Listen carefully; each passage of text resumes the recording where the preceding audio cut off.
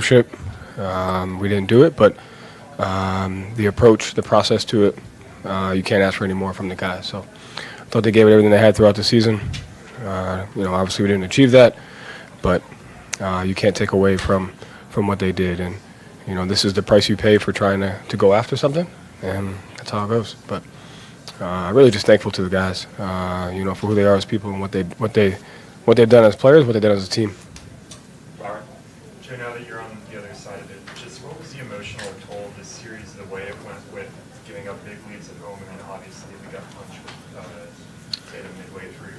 What's the emotion kind of flowing through? There wasn't really, it wasn't really much emotion there. It was that's just the way it goes. You can't have an expectation that a series is supposed to go a certain way. Obviously, losing a player to that type of injury was tough, but that's part of it. And you move on. You move on as a team, and that's it. Joe, you've talked a lot about champions not being able to get out of the second round. You guys were, cruising along, 60-win season. You got through that first round. It was tough, but you got through it pretty quickly. What is it about the second round that all of a sudden everything seems to just change? Almost, let's say, it looked like a different team, but a lot of things change. Oh yeah, I think that's what we'll spend the summer looking through is the differences that would have that, but that's obviously a psychological hurdle over the last 7-8 years now, and so spent time studying that this off season. Just wasn't able to get through that hurdle. Similar to that, Joe, what stood out about the challenges this year when you look back on it specifically? What is kind of that hurdle you felt like you guys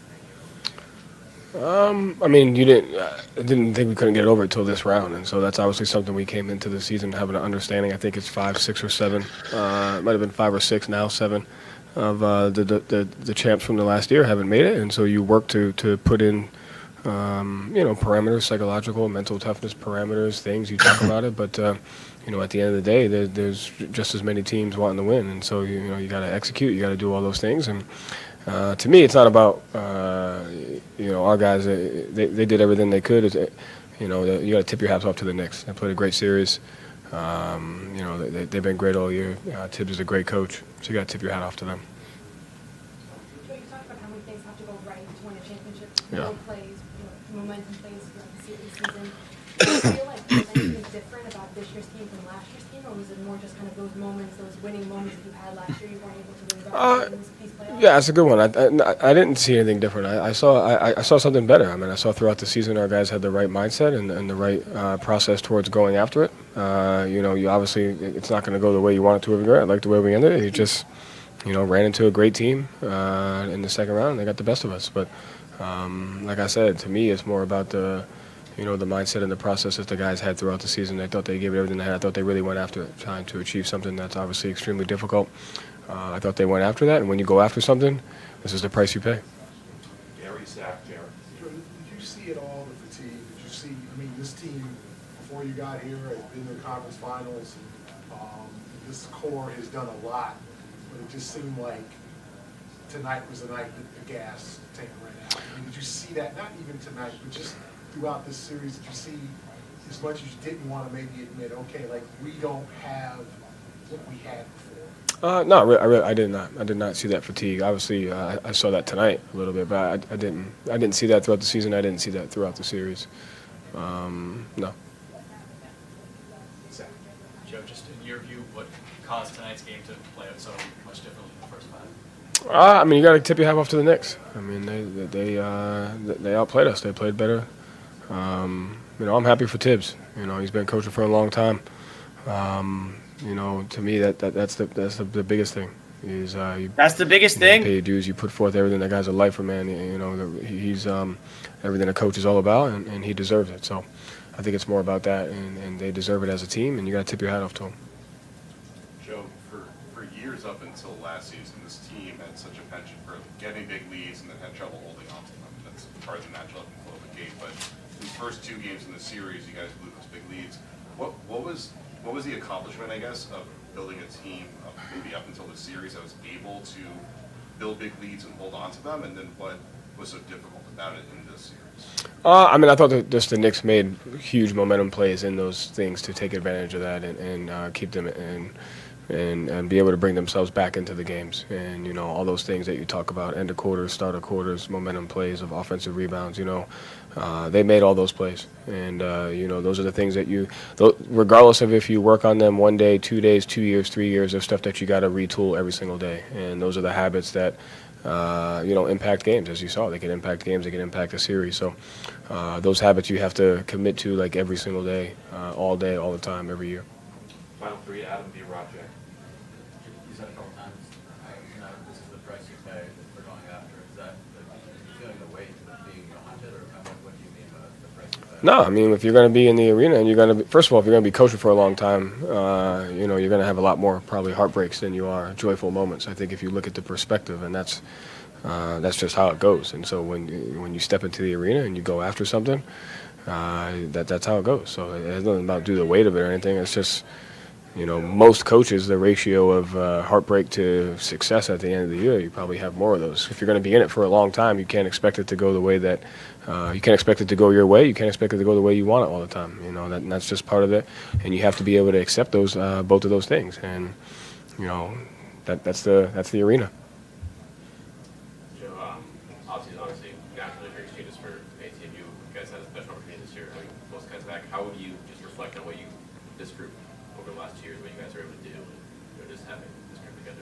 Yeah, like I said, I told the guys in the locker room, one of the honors of my life would be able to coach this group of guys. So you go down the list, every one of these guys is a champion, a warrior, and they've done a lot of great things in this league. And it's an honor to be able to share a locker room with them and you know, be next to them on the court and be in the arena with them. So I'm grateful for that. And to me, it just shows who they are as people and who they are as players. But that's really what it's all about, is those guys. You know, they came in, we had a legit shot at it. And, you know, they gave everything they had to try to go, but you know, we ran into a better team. Final question, Jay. Obviously, Jayson's looking at a long rehab. Does it hurt more knowing that by the time he comes back, things could be changed, the roster could be changed? This realistically might have been the last chance for this group as a team. And then moving forward, how you guys have to respond to that, and what weight will the rest of you guys have to carry next year? I haven't really thought 1 second of that. More just focused on the guys in that locker room right now and grateful for the effort and what they put through on that, and that's really all that matters. Thank you, Joe. Thanks. And that was Joe Mazzulla. I am John Zannis. This is Jimmy Toscano. The Celtics absolutely just, you saw it. I don't even want to say the score. Should I say the score, Jimmy? Don't say the score. Wait. Run the open. I will, but you know what happened. I don't even want to see the score. 119 to 81, and it wasn't even that close. No. Celtics go down. That was Joe Mazzulla. We'll be hearing from more people from Madison Square Garden, including Bobby Manning, Noa Dalzell, who will join us in a little bit. But for now, it's just you, me, Toscano, and a chat that wants blood now. I'm so sorry for everybody. And that's what we're looking at right now. People here are out for blood. We'll take your pulse here and what you're thinking after the Celtics. I got to check to see if I have one. One of the most embarrassing losses in playoff franchise history. Celtics lose to the Knicks 119-81. The Knicks win the series. The Celtics season is over. They will not repeat as champions. The Garden Report officially begins right now.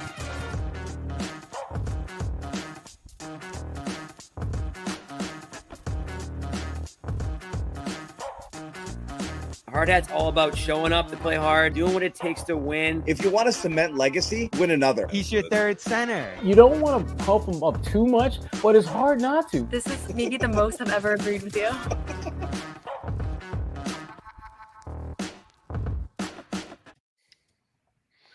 Cut the music. Did something else happen? Tell me something. It's like, I was hoping coming out of the open, something would be different. No, it's not a bad dream, John. It's reality. This is our Friday night right now.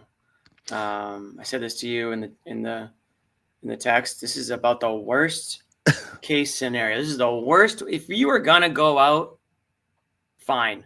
But this is about the worst way you could have gone out. After the performance you gave Wednesday night, you know, John, they reel you back in. They make you believe again. They make you feel like they're playing with a little bit of some inspiration behind them. And you know what? Maybe this team is good enough to beat this Knicks team. The Celtics team can go to the Eastern Conference Finals and can, you know, compete with the Pacers. And who knows? They move the ball. They play better without Jayson Tatum. They're a better team without him. The ball doesn't stick. It moves around. They hit shots. Luke's your starting center. Look at what Jaylen Brown can do when he gets to run the team. Everyone shut up. Okay? Wrong. I'm not mad at you. I'm not mad at you either. I get it. I listen, I see what happened. Little false hope right there. There's gonna be fans that say, "Oh, I don't care. They won it for Jayson in Game 5." No, if you could win it for Jayson in Game 5, you can win it for him in Game 6. You can win it for him in Game 7. This team had completely different way about them at the start of this series, starting in Game 1 of the series, that they blew, followed that up with another Game 2 that they blew, and they were gonna lose Game 4 before Jayson Tatum got hurt. They were on their way to losing that Game 2. So this isn't even about Tatum. This goes beyond that. Something happened to this team. I don't know if it's going to come out after the fact. We know injuries. That's one thing that we all can see. We know that Porzingis is not himself clearly. We know that Jaylen Brown is dealing with something. We know that Drew Holiday missed some games with a hamstring. So we know, at least to an extent, that everybody's dealing with something. Still feel like the Celtics left a lot to be desired in this series against the Knicks. There's a reason that every talking head had the Celtics in a landslide. There's a reason that Bobby had him in 4 games because he's the Jinx. But point being, John, is it even with the Tatum injury, and again, that's a whole nother discussion that we'll have over and over and over again. But it just didn't like again, I'll go back to just the way about this team, the way that Game 5 aside, this did not look like a connected basketball team. This did not look like a basketball team that offensively played with any purpose and defensively played with enough effort. And that's what defense is primarily, most of it is effort, right? It's just, are guys willing to get down and get dirty? Are you willing to put the hard hat on, as I say in the opening of this show? For whatever reason, whether they're tired, whether they're worn out from the last, 150 game plus, going back to last season, whatever it is, John, this was not the team on paper that we saw for the majority of the regular season. And you saw it tonight. The shots looked flat. Every time I looked, they were gassed. Every time I looked, though, the Knicks were just taking it to them.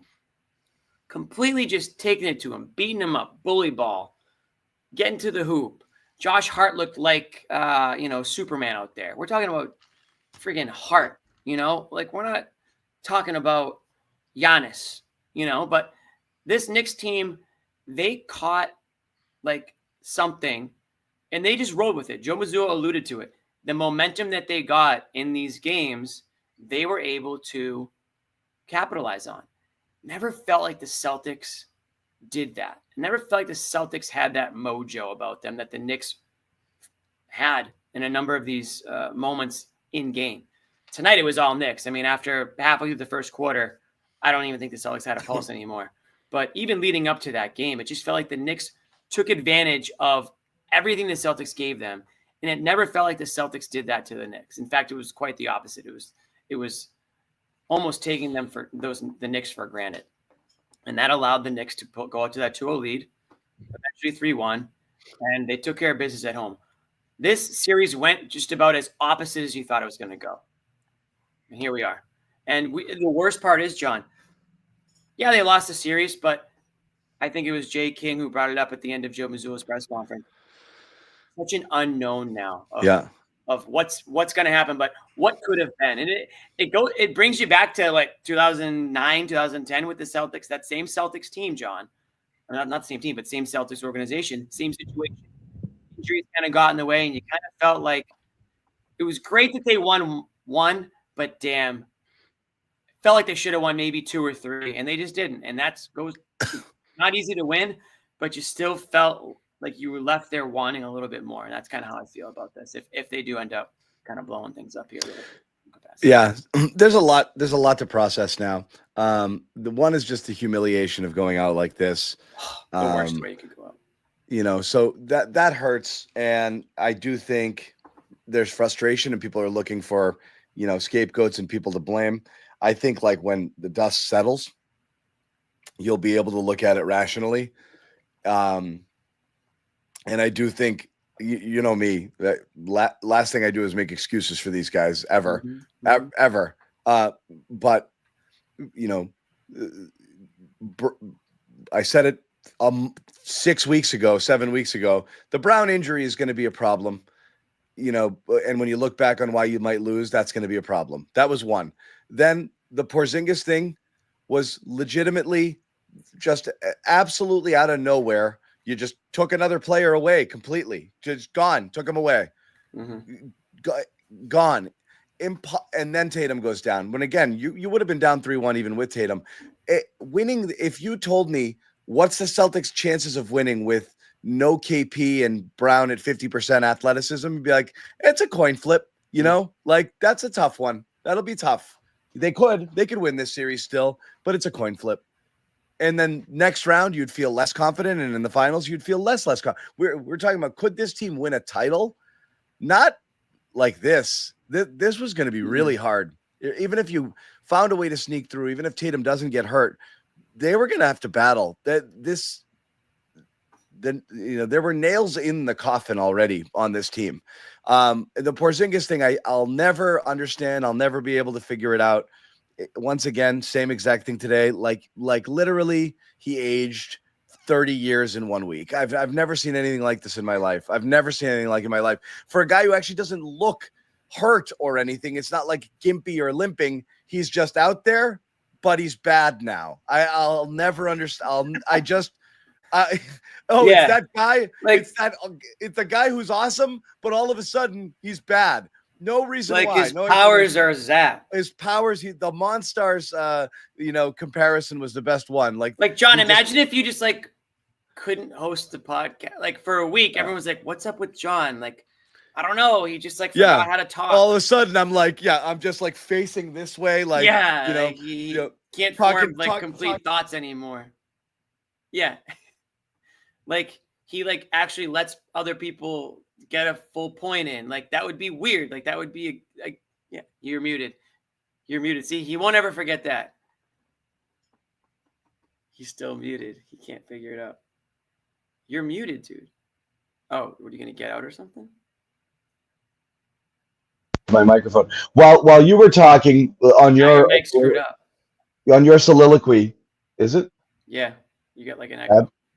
Uh-oh. See, I was trying to get cute. You tried to get cute and you played yourself. I posted this and I wasn't sure if it was about you or not. New ownership, please get rid of this idiot. He is a cliche machine. Was it talking to CLNS? I'm going to fiddle with my mic. You talk a little bit. Probably was talking about me, but I don't think the owner is going to have much of a say there.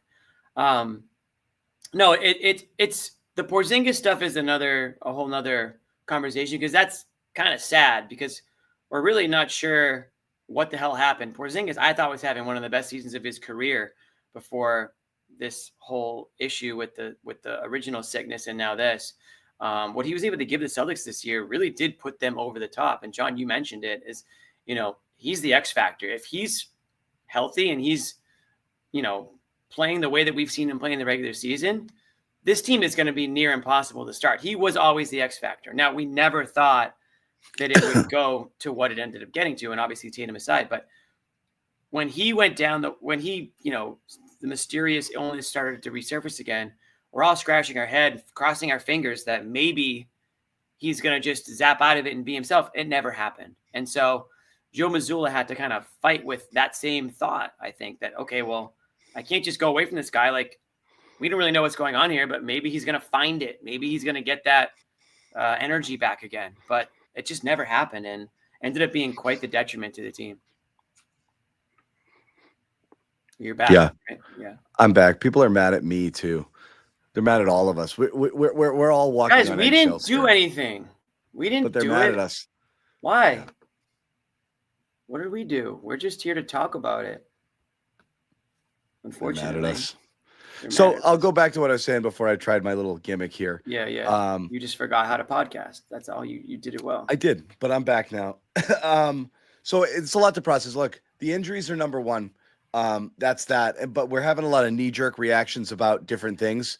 And so everyone's kind of got their targets on Mazzulla can't coach. Same guy from last year. I don't know what changed. Last year he won you over. I don't think anything changed this year with him. I don't think he was different. Can he be stubborn? Can he be frustrating? Maybe. They won 61 games this year. They were title favorites a week ago.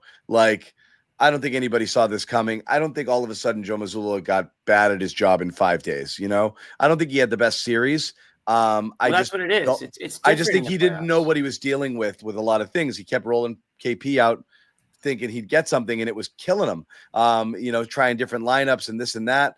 It just didn't work. And you lose Hauser a little bit. Everything just got funky. He didn't have a great series. But it's one of those you're mad at the manager for not making a pitching change where the guy who left in would have given up the homer and the guy he brought in would have given up the homer. They were both bad. So it doesn't always, sometimes there isn't a solution. You just see something went bad and say, do it differently. It looks like we got someone else coming to the podium. So let's jump in. Looks like D White.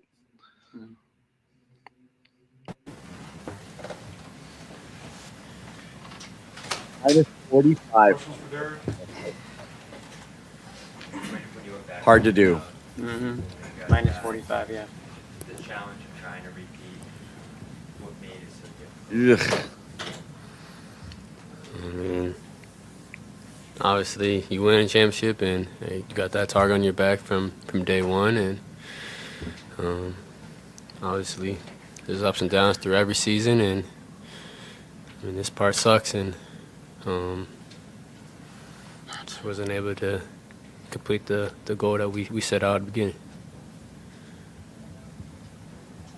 Derrick, when a season ends like this, but you also have to have the context of what you accomplished during the season and getting to this point, the injuries, and Jayson, everything like that. How do you process a moment like this while also move forward, but knowing there's not a next game? It sucks. We're never gonna get this season back. Never gonna have the exact same team again. And so obviously there was some highs and obviously some lows of a season, and but at the moment you're just kind of down. You think about, you just mentioned that you're not going to have the same team again. You had a luxury of basically running it back this year. Is there any sense of, regret or something that you guys weren't able to kind of accomplish what you were able to accomplish last year, knowing that a lot of these guys aren't, or some of these guys might not be back? Yeah, I mean, we didn't have the same team this year we had last year. Obviously, we had a lot of guys back, but we didn't have the same ones. And so every year it's a different team. Yeah, and, you did. Obviously, it's disappointing. Blaming the loss on not We having just had O'Shea a goal Brissett. at the beginning of the year, and we fell short. You're as close to Jayson as anyone on the team. I know you guys spoke to him the other day. What's have your conversations been like with him? What have these past few days been like for him? And what's kind of just the general feel of that? Yeah, obviously it's tough. Guy that loves basketball as much as he does, and I don't know, probably it is the worst injury he's ever had, and so just try to encourage him, and I know he's starting a long journey, and he's going to do everything he can to get back out there and play. Yeah, I guess to live through, to see how tough it is to repeat, to see how tough it is to go through the thing again. I mean, Is that kind of just something you've got to learn? I mean, there's been no repeat champion since 2018, and just how much good health you have to have, how much chemistry, everything seems to have to go right. Is that just a tough thing to kind of endure and experience? Yeah, obviously, going back-to-back's tough, but winning a championship is hard. Every year, a lot of teams set out to do that, and next year is going to be the same difficult challenge of winning a championship. So, obviously, we didn't go back-to-back, but it's hard to win in this league, and you just got to learn and grow. Looking at these past few seasons, like this team has done a lot of the kind of innovative stuff that set the direction for how the NBA is playing right now, and you've been a big part of that. What are you proud of the way that your game and this team has evolved into? I just love playing with the guys that we have in that locker room. Just great group of guys that compete at a high level. Off the court, we just have a lot of fun, and I think that's just what I'll probably be the most proud of, is just being able to say that I put on a Boston Celtics uniform with some amazing group of people. And I mean, you go down the list of every person that's been on the Celtics since I've been here. That's probably what I'm most proud of. Do you guys reflect on the fact that changes could happen and stuff that you don't necessarily have the same team? It looks like you're kind of reflecting on that a little bit right now, that this team won't be that involved. I mean, I just gotta focus on what I need to focus on, which is obviously I got a lot of room for improvement. So I gotta get better. Obviously, they're gonna do their jobs, and my job right now is to get better. There's fatigue at all. I mean, you and Jayson and Drew all played in the Olympics. I mean, when you kind of reflect on it, and then now a 100-game season almost, I mean, are you more tired now than you were ever in your career? Was fatigue any factor in some of the guys? No. Is there anything in particular you could point out at some point in this game where things kind of just went left?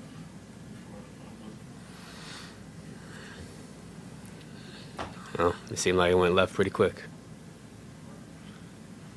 Thank you, Derek. Derrick White. Yeah, Derrick White kind of saying what a lot of us are thinking and feeling about, like, the finality and the end of, this team, this run, this construction, this era, however you want to put it. You knew you had a window of 2 to 3 years, maybe, Jimmy, with this team. You did what everybody, you did the hard thing. You won in year one with a new team. It's very 2008. They won in year one with a new team. They got devastated by an injury in 2009 that derailed their season. In this case, it happened in the playoffs. And it not only derailed the playoffs, multiple injuries, it derailed your next season too. It's bad.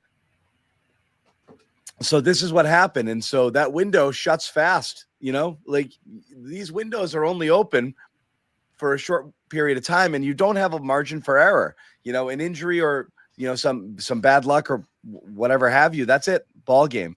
So when it's all over, everyone's going to look back and be like, I'm glad we got that chip. But you said it, Jimmy, you're always going to think probably coulda, shoulda, woulda, would have been nice to get another. And now with a very high level of certainty that this team is not, you'll never see this team again. And that's difficult, to kind of stomach and swallow. And, they're going through it now. And that's like the flood of emotions with the Tatum thing. Some people are like, man, he's not playing next year. I don't know if I'm even going to be here next year. Certainly not going to be here in 2 years. Did I just play my last game with JT? That's it. There's a lot of that. So for sure. Right. But yeah, that's where we're at. And we're going to spend a ton of time, kind of breaking it down in the years that come up here. We do have quite a few super chats we got to get to before they stack up too badly. So give me 1 second here while I tee up a couple of them. Thank you for the super chats, everybody. People are saying it's not over. I don't think it's over. I'll say two things. I've got opinions. I have lots of opinions. I'm not mad. Everyone's like, "Where's Mad John?" You can't be mad about this. Look, they lost the series in the first two games. They pissed those away. They lost the series. You want to talk butterfly effect?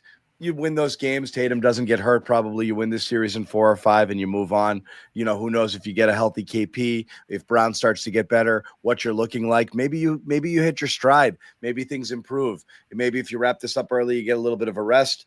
You know, a lot of things could have happened with this same exact team, same exact circumstances. If you just took care of business, they didn't. I'm still mad about those two games, really about nothing else that happened since then. Knicks took game 4 from them. And Tatum got hurt, and the rest is history. Now you're just faced with a really grisly reality. And yeah, like I've got my takes in terms of what I think they could and should do, but I think we have a lot of time to talk about that right now. Talk about that like throughout the offseason here. I am definitely a little bit surprised at how quickly people turned on Joe Mazzulla. I'm not. In this one. And I know you were the first one that gave him that big slice of the blame pie, Jimmy, the other day when everyone was like absolving him of it. And you're like, I'm not. I'm giving him a big chunk of this. It might have been after game 2. Yeah. It was. Yeah. And so it is interesting to me because I do think that nobody I believe people were forced to like concede that Mazzulla, I guess he's good because they won the title and he did good things, or they did good things, but they really wanted to take it back, right? Nobody really fully bought in on it. And again, I'm just clarifying. I don't know that I think Joe is a good coach because I don't really fully know the level of buy-in, what types of adjustments. Guys, we all have to understand, you're stupid, we're stupid. The basketball's played at such a higher level than what we can we're all so stupid when watching all right. It's such, the stuff is so high level that's going on there in terms of the things they do. And I'll say this, I'll let people in on a little peek behind the curtains. Joe Mazzulla every once in a while will welcome media in to sessions with him, and he'll explain some of the stuff that's been going on and talk about some of the things that people are talking about. And he has these little chats, just informative things. And people walk out of that thing like I thought I knew basketball, and I'm talking like the smartest, most filmy, analytical, nerdy of all the media guys are like, okay, Joe knows basketball. I like basketball too. They're good at basketball. So, and he's obviously a smart guy. Are there things not to like? Sure, rotations, this and that. And we'll talk more about Joe in a minute. We got Jaylen Brown. They're feeding them to us quickly here. They want to get out of there. Are they muted? Yeah. TD Guard's muted. This, while also understanding that there's no next game to process for. Like, how do you go through that? It stings, as it should. Anytime, losing stings, especially finishing your season like this,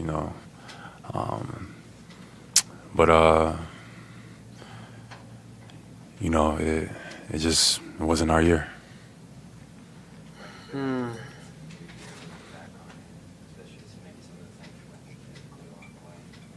Say it again. Why do you feel like it wasn't your year? And obviously, you went through a lot physically this year as well. Did it just kind of feel that way for you personally? It wasn't our year because we lost tonight. That's, battling through injury, we had some ups and downs, X, Y, and Z. I'm proud of our guys that came out and fought. Still have a lot to hang our head about. Just tonight, just unfortunate. It sucks. How bad was the injury? Do you feel like you're going to need any treatment over the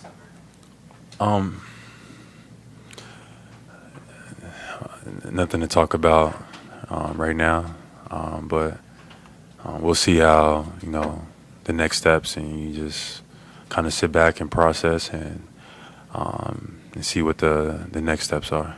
Jaylen, you've consistently used the offseason to come back back a better player. Do you know what you want to work on this summer, or does that take time to refine and then go after? You take time, sit back and kind of figure it out. But, I'm excited. Things didn't go your way this year. Things didn't go our way this year. And it's unfortunate, but, we hold our head up regardless. Losing to the Knicks, feels like death. But, I was always taught that there's life after death. So we'll get ready for whatever's next in the journey. I'll be ready for. Jaylen, two major unexpected events for you to end the season. Obviously, the season ending in the second round and Jayson's injury. How did those two things maybe reshape what you thought your summer was going to be like and how you come back next season? Yeah, completely. Finishing in May feels weird. Definitely not something we were prepared for. Obviously, Jayson, his injury, etc. I'm sure there's, a lot to process, just as everything, this whole year. But, we'll meet.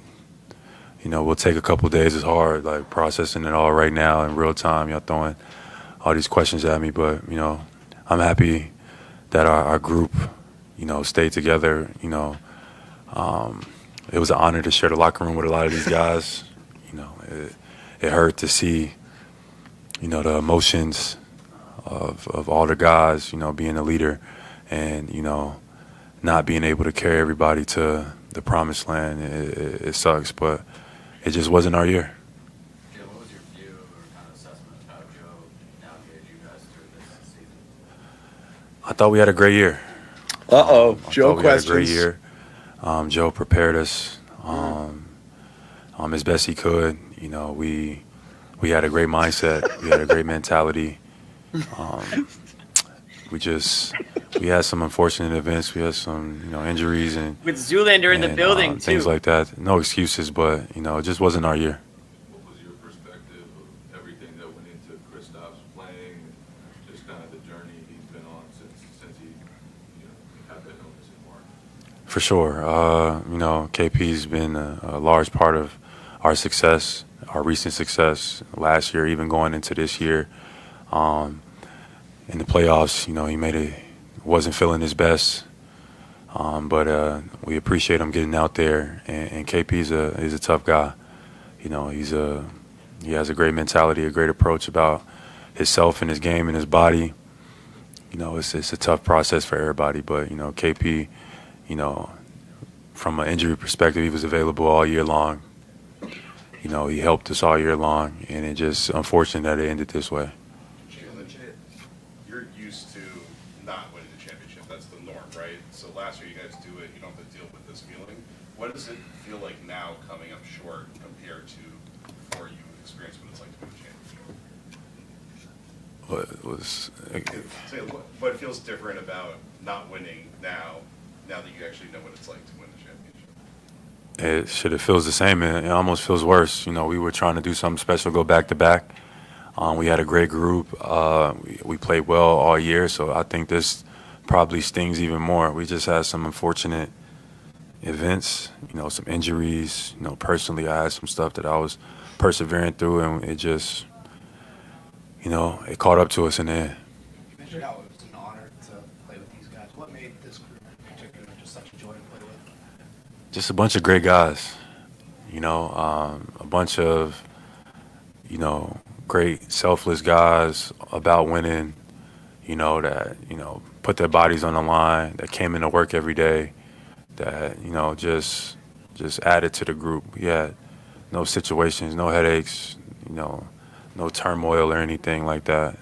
And, that's most important, that our group we had a bunch of great days together. We didn't win in the end. Last question, Gary. Jaylen, is this being kind of knocked back to the bottom of the mountain with other teams? Can that be served as motivation? Is this kind of it's a bad day or down, but is it also a motivating day? Can you point back to this, you and the franchise, pointing back to this to go, this could be a positive in a sense? Absolutely. I don't make no excuses. Obviously, it's tough the way we went out like tonight, but the way we finished the year, personally, where I finished the year, persevering through some physical stuff that I was battling through. I'm proud of our group. I thought that, we fought. We was in a lot of battles, and it's a lot to be excited for. This journey is not the end. It's not the end for me. I'm looking forward to coming back stronger, so, you just take this with your chin up. I know Boston, it looks gloomy right now, obviously with JT being out and us, kind of ending the year. But it's a lot to look forward It's a lot to look forward to. And I want the city to feel excited about that. Like this is not the end. So I'm looking forward to what's next. Thank you, Joe. Okay.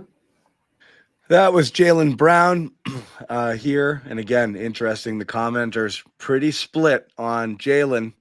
Some anger about My next chapter loading. Style, dribbling, X, Y, and Z, not meeting expectations. Other people saying Jaylen, hey, he showed up tonight. A lot of other people didn't. Played with heart, and showed toughness, showed leadership. Can't argue with any of that. There's some good and some bad tonight, but again, I'm giving this version of Jaylen a bit of a pass simply because he can't jump.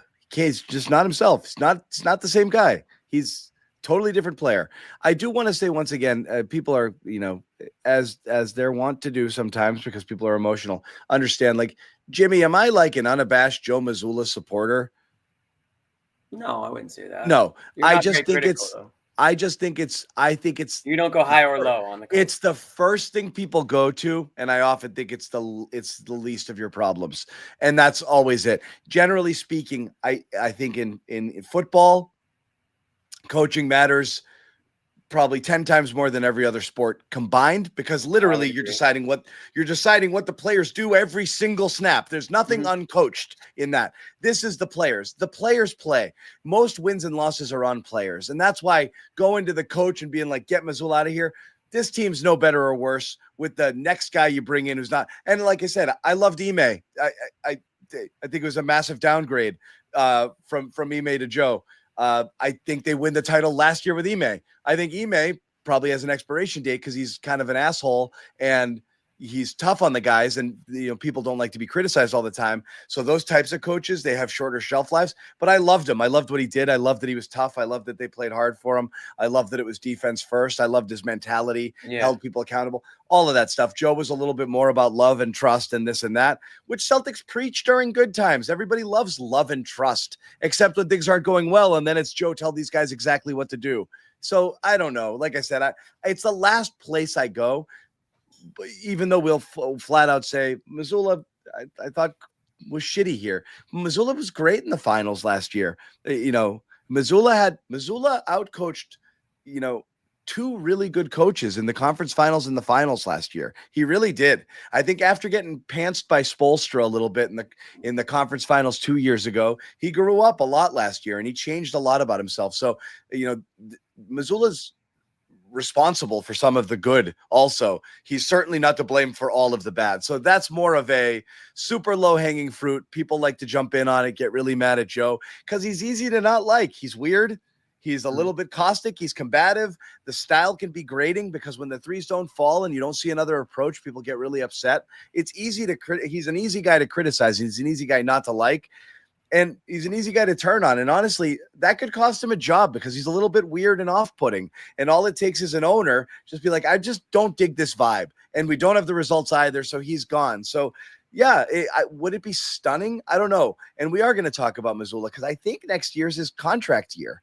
I think he got a 3-year extension. Next year's third year. So they've got to make a decision on him. It's going to be it's got to be extend or fire pretty much. He's not going to enter a lame duck season. That just never happens. So I don't know.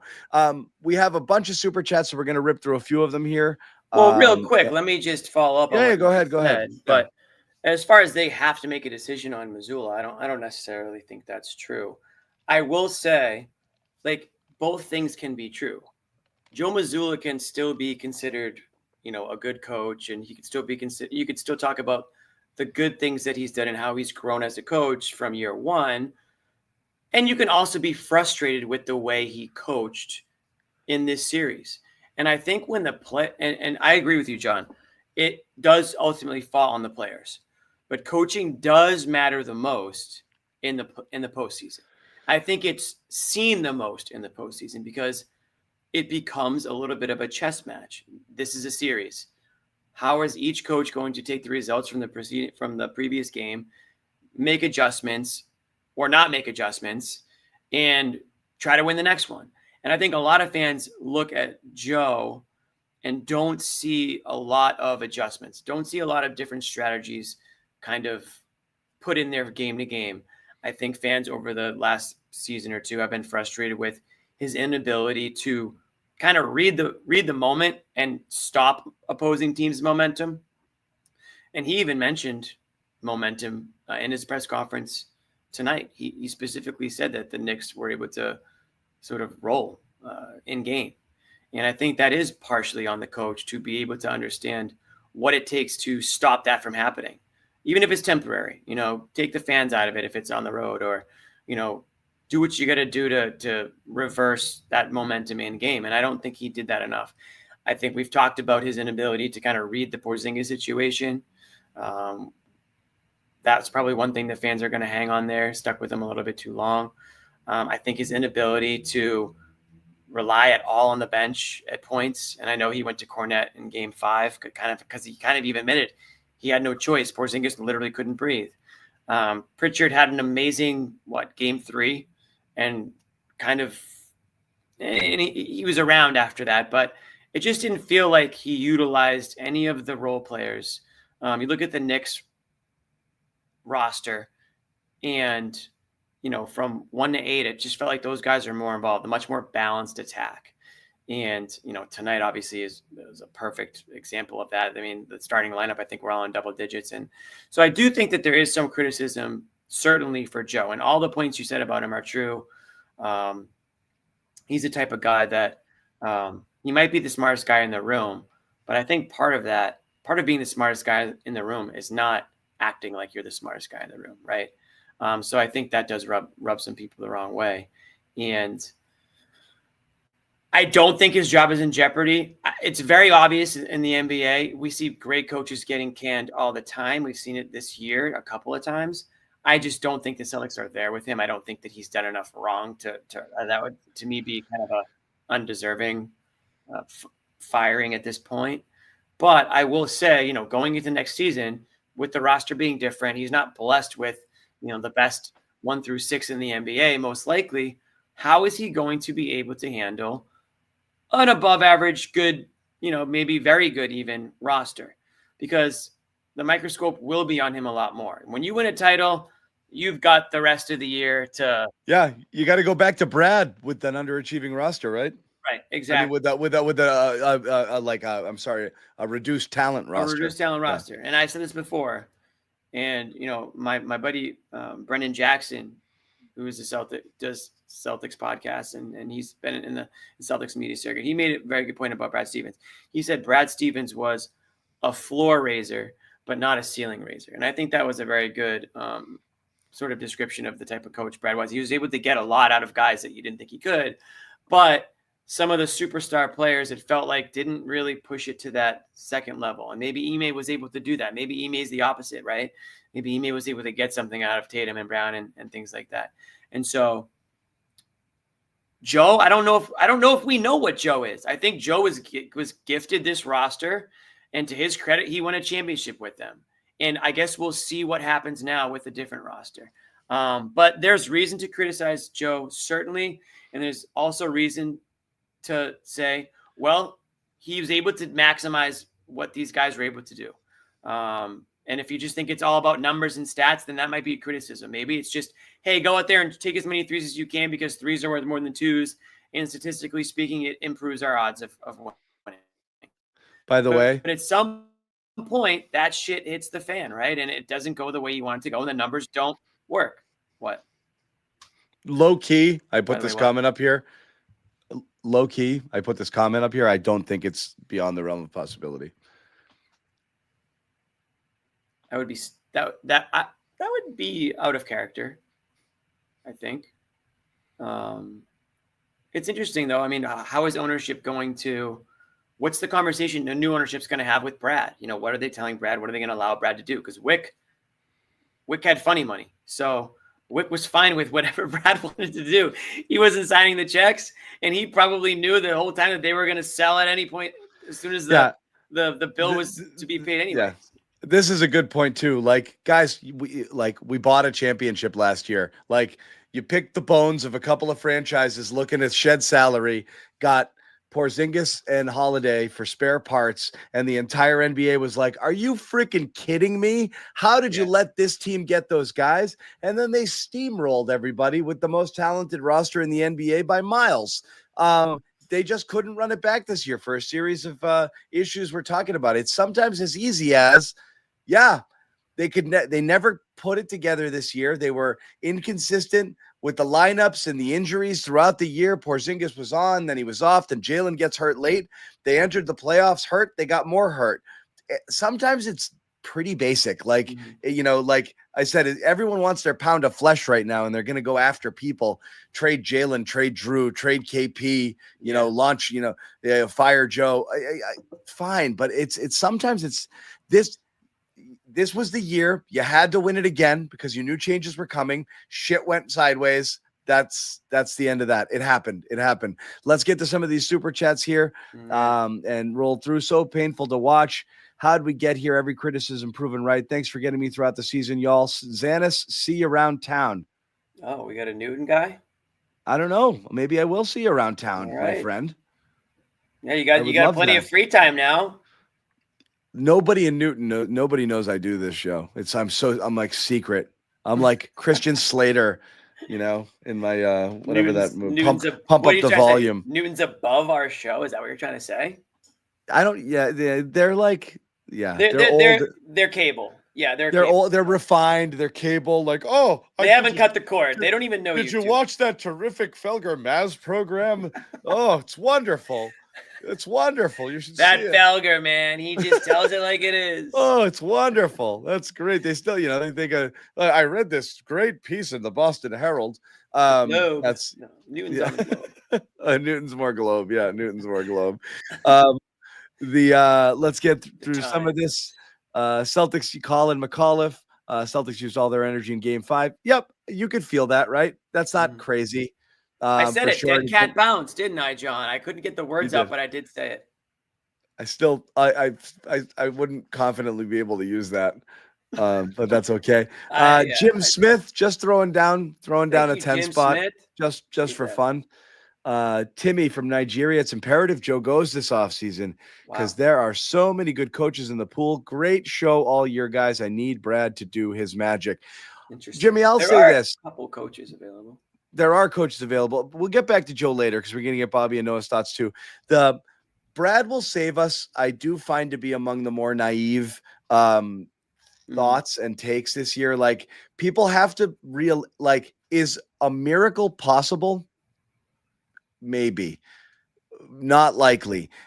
People have to understand what's going on. Like, when you went 2 years ago and got a younger KP and Drew Holiday, still very much in their primes, from teams who just didn't want to pay them and didn't need expensive veterans and were looking to shed salary and get assets, and you got them really, really, really cheaply because teams just didn't want to pay them.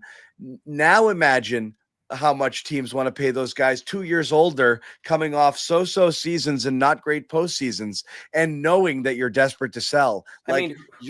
You're not in a position right now. You don't even know if the guy can play basketball. When you're trading these guys, you're trading them for nothing but salary relief. You're not getting stuff in return. At best, you're not giving away assets to trade them, but you're not getting stuff back. If you're just shedding parts, you're just getting worse. I don't know what Brad can do there with that stuff. Somebody called him Porzingis. Porzingis. So I don't know. From a journalistic, David Andrews wants to know, journalistic perspective, how do you guys even start writing about this game? I don't know, Jimmy. You're more of a writer than I am. You tell me. I would just my lead would probably be and so concludes the week from hell. I mean, that's probably how it would start. I mean, on Monday, you had Jayson Tatum and you had a game 3 win, and you were still down in the series, but you felt like you were going to win the series. Every Celtics fan I talked to still felt like they were going to win the series, and rightfully so. Monday happens and everything goes up in smoke, and Friday happens and now you're out of the playoffs, and it's just things can change very quickly. We're talking about 1 week here. This is like a bad work week for people. Have the Celtics had the worst work week of everybody? They did. And so that's probably how I would start, and then go on and on about how they came out so flat. That's it. Yeah. My lead, LEDE lead. LEDE lead. My lead to this one would be at least we had game 5. Because that was it. That's it. You got that. If you can sell yourself on that, John, then good on you. Because and then everything went to shit there. But at least we had game 5. And then you just talk about Celtics underman, hurt, had nothing left. Right. Shots Brown, didn't fall. All Jaylen Brown could say was snowballed. It wasn't our year. It wasn't our year. It wasn't our year. Well, this is Rational here. Blood of DePanta. Team full of cowards, trained them away. Time for reality hit the fan base. Look, I don't know. I have my thoughts here too. I do think when things go bad, you see the warts much better, much more than they're easier to ignore when you're winning. But yeah, the flaws are magnified. Jayson Tatum, when he's not playing well, in some of these games, well, is he that alpha guy? Can he lead the team? He can't score on his own. What's going on outside of that 42-point game? Jaylen Brown with the handles and the turnovers and the decision-making. Derrick White, sometimes he just goes cold. He's clearly not a number 2. He's clearly still a role player. Mm-hmm. Holiday's getting old. You're always going to find the things, Joe. You find them when things go bad.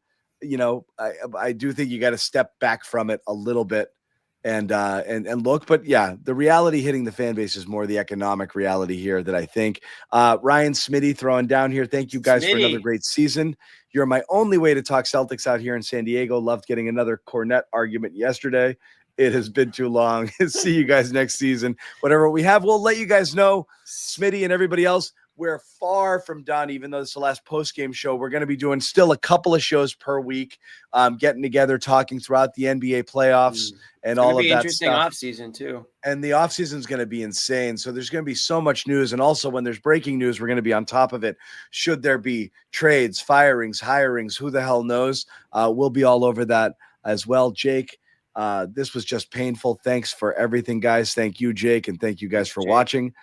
Little Can, I feel nothing. Yikes.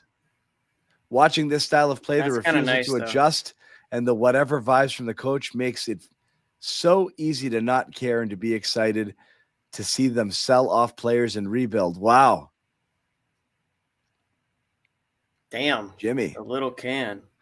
Hardo Joe has been eliminated by far inferior teams in 2 of his 3 seasons. Agree with Miami. Joe. I don't know that the Knicks were inferior given the firepower that Celtics had for this one. So I don't know. Tucker, you're the best. No, Tucker, you're the best. Tucker. Thanks for a great season. Looking forward to good vibes. Jimmy, read the next couple.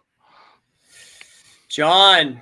We know John. John's got the burger. The burger. Maybe truck. tomorrow. Maybe tomorrow's the day. Haven't you heard? Tatum was carried. People are such clowns. Going to be a long off season, but I trust Brad. Hopefully Tatum comes back the same player. So John is obviously, what's the word? Tongue in cheek here a little bit on the Tatum stuff. Haven't you heard? Tatum was carried. So, I mean, listen, there were a lot of people, John, that were saying, John Zannis, that were saying that. over the last couple days that might be deleting some tweets and maybe scrubbing the internet of some hot takes, because Celtics came out in game Wednesday night and they played a good style of basketball and inspired, and all of a sudden Tatum was holding the team back. But I think the tunes changed a little bit after this one. Oh yeah, the tune definitely changed. And again, we said it, I think we were saying it in text, and I had a lot of people, kind of off to the side, like there's no question that there's a stylistic difference when Tatum's not in there. Definitely more pace, less standing around, sometimes there's more ball movement, and you can see it. And when it works and the shots are falling and you see that, everyone's like, oh, and then, you get those ideas into your head. But at the same time, and we said this last show, and I said it in conversations the last couple of days, the next day when those things aren't happening for you, you're going to be like, oh my God, we need him so bad. Where is Tatum?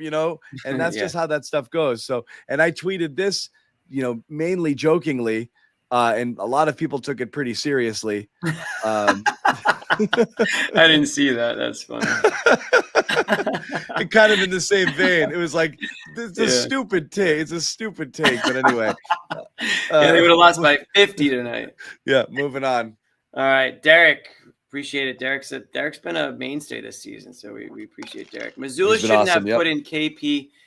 Mazzulla shouldn't have put in KP anywhere in this game in the first place. Killed any defensive momentum we had in the first quarter. Mazzulla wasn't good in Orlando either. Didn't prep our guys well these playoffs, TBH. Honestly, I see no lies. I really do see no lies there. I mean, the Celtics had to scratch and claw against Orlando, and it felt like the other top teams were kind of cruising in that first round, although obviously it didn't work out for Cleveland. But Magic beat up this Celtics team, man, and they were licking their wounds all the way through that Knicks series. Yeah. Jonathan, Joe Mazzulla needs to reflect on himself and stop being so stubborn and learn how to draw plays for upcoming season. Ouch. Yeah, I mean, that's how a lot of people feel, I think. And again, John, you said it, when you act the way you do, people are going to, it's the Bill Belichick effect. I mean, how many people are taking victory laps on Bill Belichick right now? Well, on a human level, because I never, like I said, I say this all the time, Jimmy, like, I don't give a crap that Joe's going to beat on reporters and X, Y, and Z and act the way that he acts and not give answers. Only when he does to Bobby. Yeah, I don't like that. We but don't not like hold not hold players accountable publicly, because it doesn't matter to the fans until you lose, and then the fans are like, "You friggin' like being an asshole." I think Joe knows that being an asshole publicly hurts you when things aren't going well. And like you see contrite when Joe knows he didn't have a good game, or he didn't have the answers, or he wasn't able to pull it through. You see him change his tone completely. So Joe probably on a human level could stand to learn having a little bit more humility in these interview sessions and not just beating on people because he knows basketball better, because it doesn't help his perception to fans, and people are going to be quicker to kind of like, you think it's crazy? Like, fans fired Gerard Mayo this year. Like, it's not absurd. Like, being like, fans willed that into existence. I don't think anybody was thinking it until everyone's like, we got to fire this friggin' guy. So like, you gotta learn to play for your own fans turn on the franchise. That's for your own preservation, self-preservation. A little bit of humility would go would go a long way there. Alex Neri, $10. Thank you. Thanks for a great season, guys. Hold the faith. The future is still bright. If anyone comes back from this injury stronger than ever, it's Iron Man JT. I trust Brad with my life to get us through this. Hey, that's a good way to, honestly, that's a good mindset to have going into the offseason. And I think a lot of people feel Jayson Tatum is going to make a full recovery. And I do too. The fact that he had this, Noah had some good insights on, the timing of the surgery, and, Bobby's had some insights on the type of the surgery, and thinking that it might be that speed of it, speed and bridging the gap of the injury. Speed bridge, everybody. Some name for that. Yeah. Yeah. Jonathan. He comes back again. But overall, Celtics should blame themselves for this season after losing first two games. No question. Should never have happened. 100%. Justin Chapin. Not the best way to end the season, but that's ball. Thanks for all the great work you guys do. Great season of CLNS regardless. Thank you guys for watching. And Thank you, Justin. For joining. This is therapy for us, just like it is for you. Jonathan again? Oh my God, he's got money. Do we think Jaylen needs surgery this offseason? He said no, right? He said nothing structural. So let's just hope it's rest. Let's hope it's rest that he should have gotten 2 months ago. And I'm never gonna let that one go, but that's fine. I'm never gonna let that go. Surgery would seem kind of aggressive for the level that he was playing, but sometimes they do these little microscopic cleanups. Yeah, exactly. So who knows? Your favorite Scorpio? Can we just pour one out for the homies? That's what we're doing tonight. That's why I'm not ready to rage yet. I'm still in the pour it out for the homies sort of mode here because I appreciate the effort. We get frustrated by the Celtics throughout, but they still. They're limping around out there, man. A couple things go in a different way. A couple more super chats we're going to get out to Bobby and Noah as well. Jake Wamala, we had a great run, guys. Been successful 4 to 5 years. Hard to win in the playoffs and even harder to win a championship. No doubt.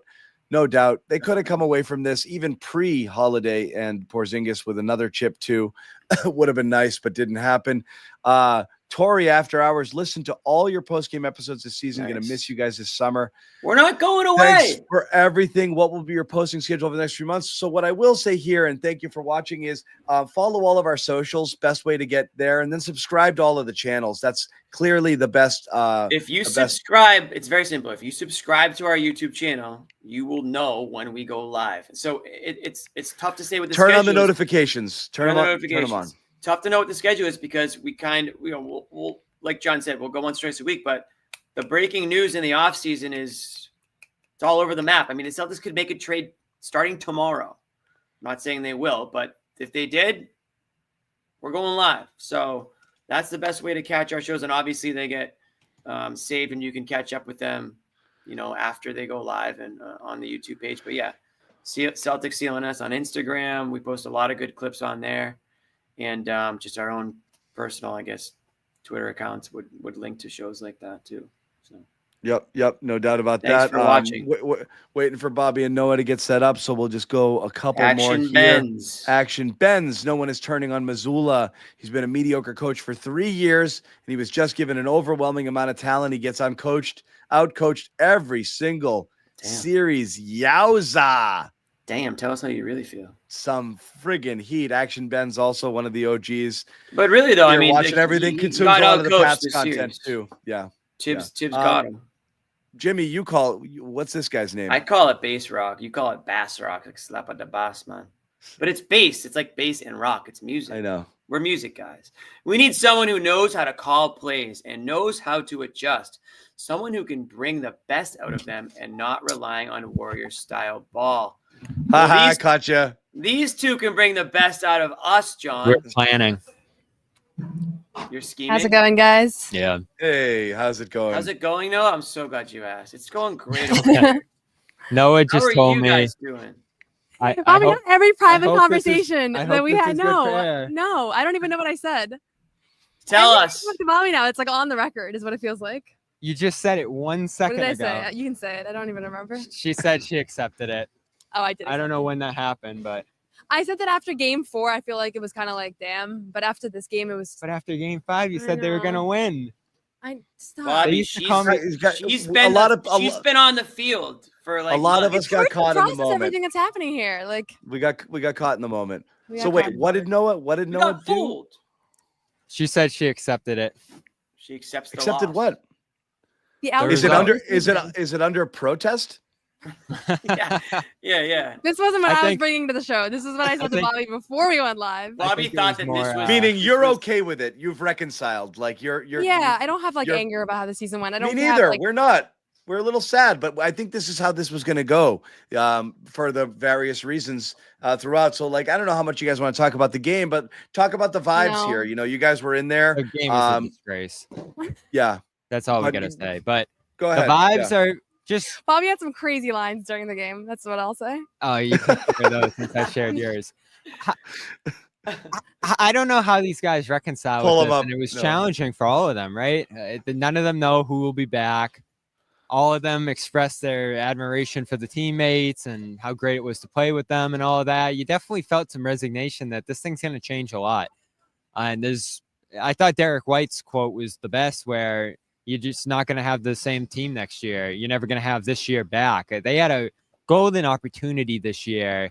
And there were definitely times, I already wrote my article tonight, and just going through it, I was like, there were times where the season felt inevitable. There were a lot of red flags, but this team, a lot of times this year, just felt inevitable, that they'd get through the East, that maybe they'd face a tough team in the finals. There was so much that just felt certain about this group when you run it back like this. But, I do go back to something we talked about earlier this year, that no team has made it past the second round since those Warriors teams. And that happens again here with the Celtics going down in round 2. You're weighing two things, right? There were obviously disastrous injuries and a lot of excuses that are valid here, but they also put themselves in an impossible position by blowing 2 20-point leads to start this series, and they need to own up to that. That was just unacceptable.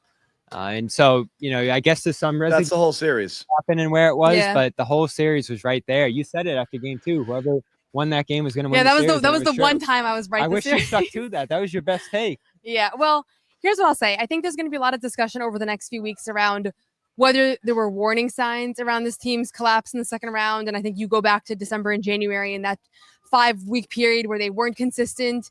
And people are going to go back to saying, maybe where there were warning signs about the starting lineup. They always had bad ratings, that group of 5, right? Obviously, Porzingis was a very different player.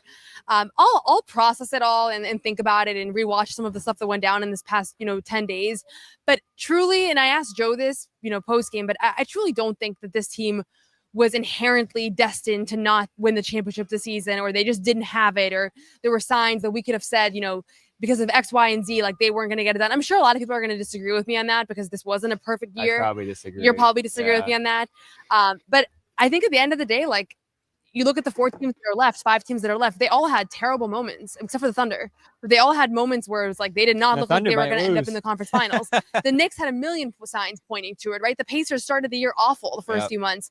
The Timberwolves, don't even get me started, right? So at the end of the day, like, I think they just didn't make winning plays in this series. And you can't get away with that in more than one game, pretty much. You can do it for a game in the playoffs, but you can't do it for 3, and they did it for way more than that, but they just didn't make the plays. And last year's team was special, and they had all the pieces, and they had winners and depth and all these great things, but what it really came down to is they made winning plays. And that's why it takes so many chances to win a championship, is because even if you have the right pieces and you have the perfect roster, like, things have to come together. And I think health played a part. Like, they were definitely a lot healthier last season, but some of it was just like, I'll never really understand the fourth quarter collapses earlier in the series. They don't really make sense. And I don't think that they're representative of like who this team is and who they were all year. I think it was kind of a little bit of an aberration. Well, when I look at tonight, just to touch on tonight briefly, it reflected a lot of the series, obviously to the extreme, right? Because everything was just magnifying this game, how bad they were.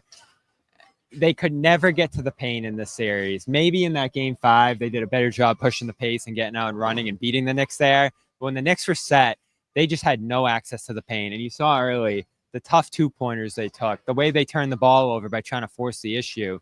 Then they try to lean back on the threes. And I'm not going to go too far with the 3-point thing, but it is part of the story here. And if we do look back at some of the warning signs early in the season, one of the big things we talked about is that this team was not as good of a shooting team as a year ago. They shot way more threes, but they weren't as good at them. And there were some massive cold spells throughout this season that hit them again in the series at the beginning. It's true, John. Especially when they were trying to maintain leads.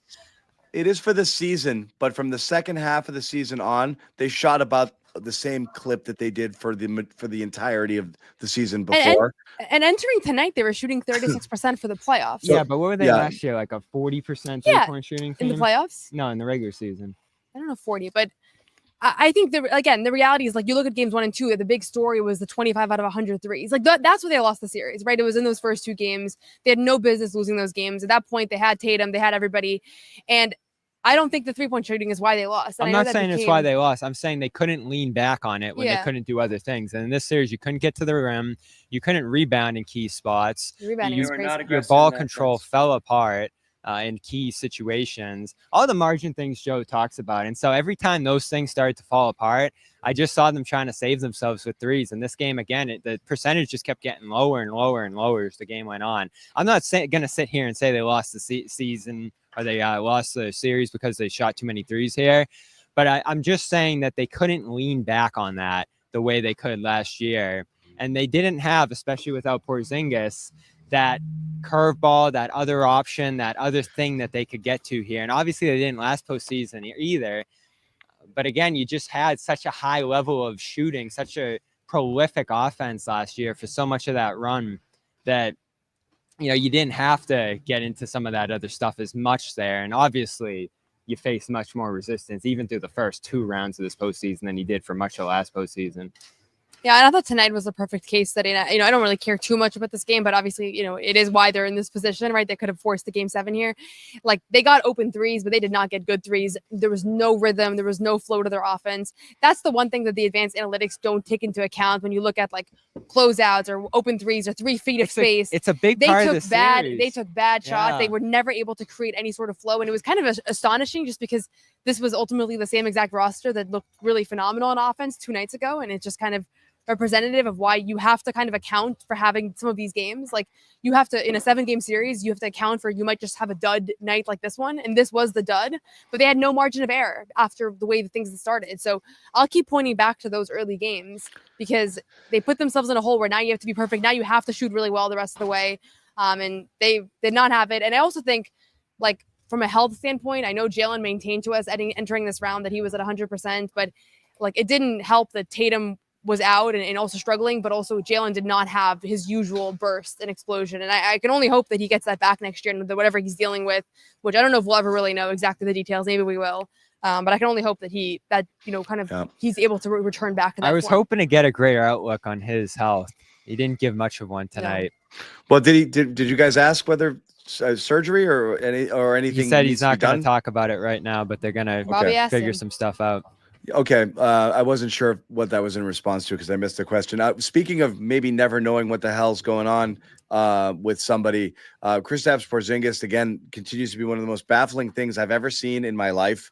I thought we were going to get an answer there tonight too. In terms of an injury, Porzingis in this series, 4.2 points per game, 3.7 rebounds, 0.5 assists, 16% field goal percentage in this series. I said it. And you know what, John? It felt worse than that. And it honestly felt worse. It felt worse in 15 minutes per game. And again, I believe Joe had to try. I think he did the right thing with Porzingis. He rolled him out to sea. Still didn't really have it. Limited the minutes because you needed him if he existed, but he never existed.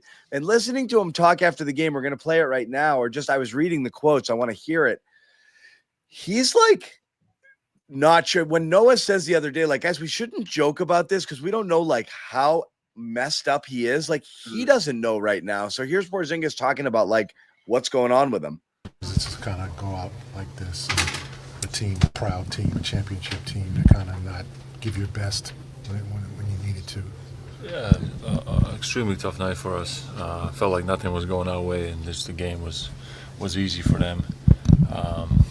Many things that just were not clicking for us, and from the beginning they just created a lead. We didn't really have any good moments in the game to kind of get back there, and it was just a tough night and tough way to end on this note. How frustrating personally is the last couple of months been for you to just have to kind of fight through this, not really be sure of what to do to get out there the way you want to be? Right. Super frustrating, as frustrating as you can imagine. Just to, not be able to help this team more, and especially with JT going out and just not being too much of a help. It just hurts deep inside of here, and it really sucks. It really, really sucks, in these moments. But yeah, what can we do? Try to get what I had, and we just fell short. What were you going through over the last couple of months here, for the fans who kind of want to know more about that? And do you have concerns long term, about your health beyond this? I'm not sure. I don't think so. I mean, I always like try to downplay it in my own mind, that's like I'm good. But I think just, I don't know, my system just is not perfect right now. It's not working the way it should be. Many weird things, and might be the best thing I need right now is just to rest, just get somewhere in the sun and just let my system kind of even itself out. So, but it's definitely, it was a very, very frustrating time for me, and yeah, nothing else much to add really. Just it's going to be now for me at least some time to recover from this. Is there anything more you've learned about what sickness it is? The last time you told us you thought it was bronchitis. Yeah, I'm not sure. I mean, doctors are trying to help as much as possible, but it was just some lingering fatigue, some effects, and even right now, I'm just, I played, 11 minutes, but I'm gassed right now. Like I could just lay down here and just take a little nap, easy, which is extremely weird, and many symptoms that were kind of super weird. So I think nobody has a clear answer. I'll see how I go from here, and maybe I do some extra testing, some extra stuff, and see if we find something. But if not, maybe just a reset for my whole system, and that will get my energy levels hopefully back up. He is not like hypochondriac like I am, because he's so laid back about this. This is like so alarming So to me. he did go on to say that he had heart tests, he had like return to play safety tests that made him not concerned about playing through it. And it's weird here, right? Because there still sounds like there's some uncertainty about what this is. But Joe was on the radio a couple weeks ago saying that they do know what this is. So I was expecting to hear something definitive here, and it is strange that we don't have an answer. Or maybe just didn't want to give one. I don't know. Here's the thing: is it doesn't actually matter, right? Like, fine, name it something.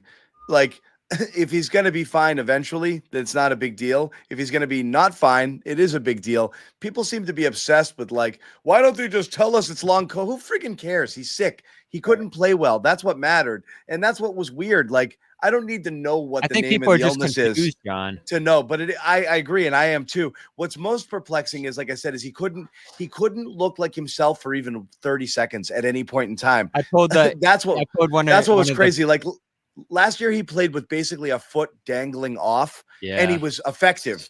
In this ridiculous, gruesome, grisly, nobody's ever had it before injury, and he found a way to look like himself.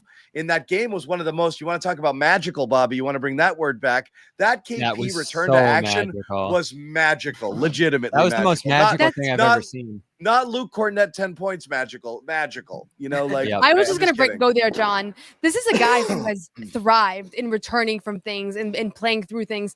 That's been one of the most amazing bleeding things from the head. Yeah. Covering him over the last year and a half or 2 years is that he comes back from a 3-month absence and it literally looks like he doesn't miss a beat. Like even when he initially came back from the injury, that was a game that I was at in Brooklyn.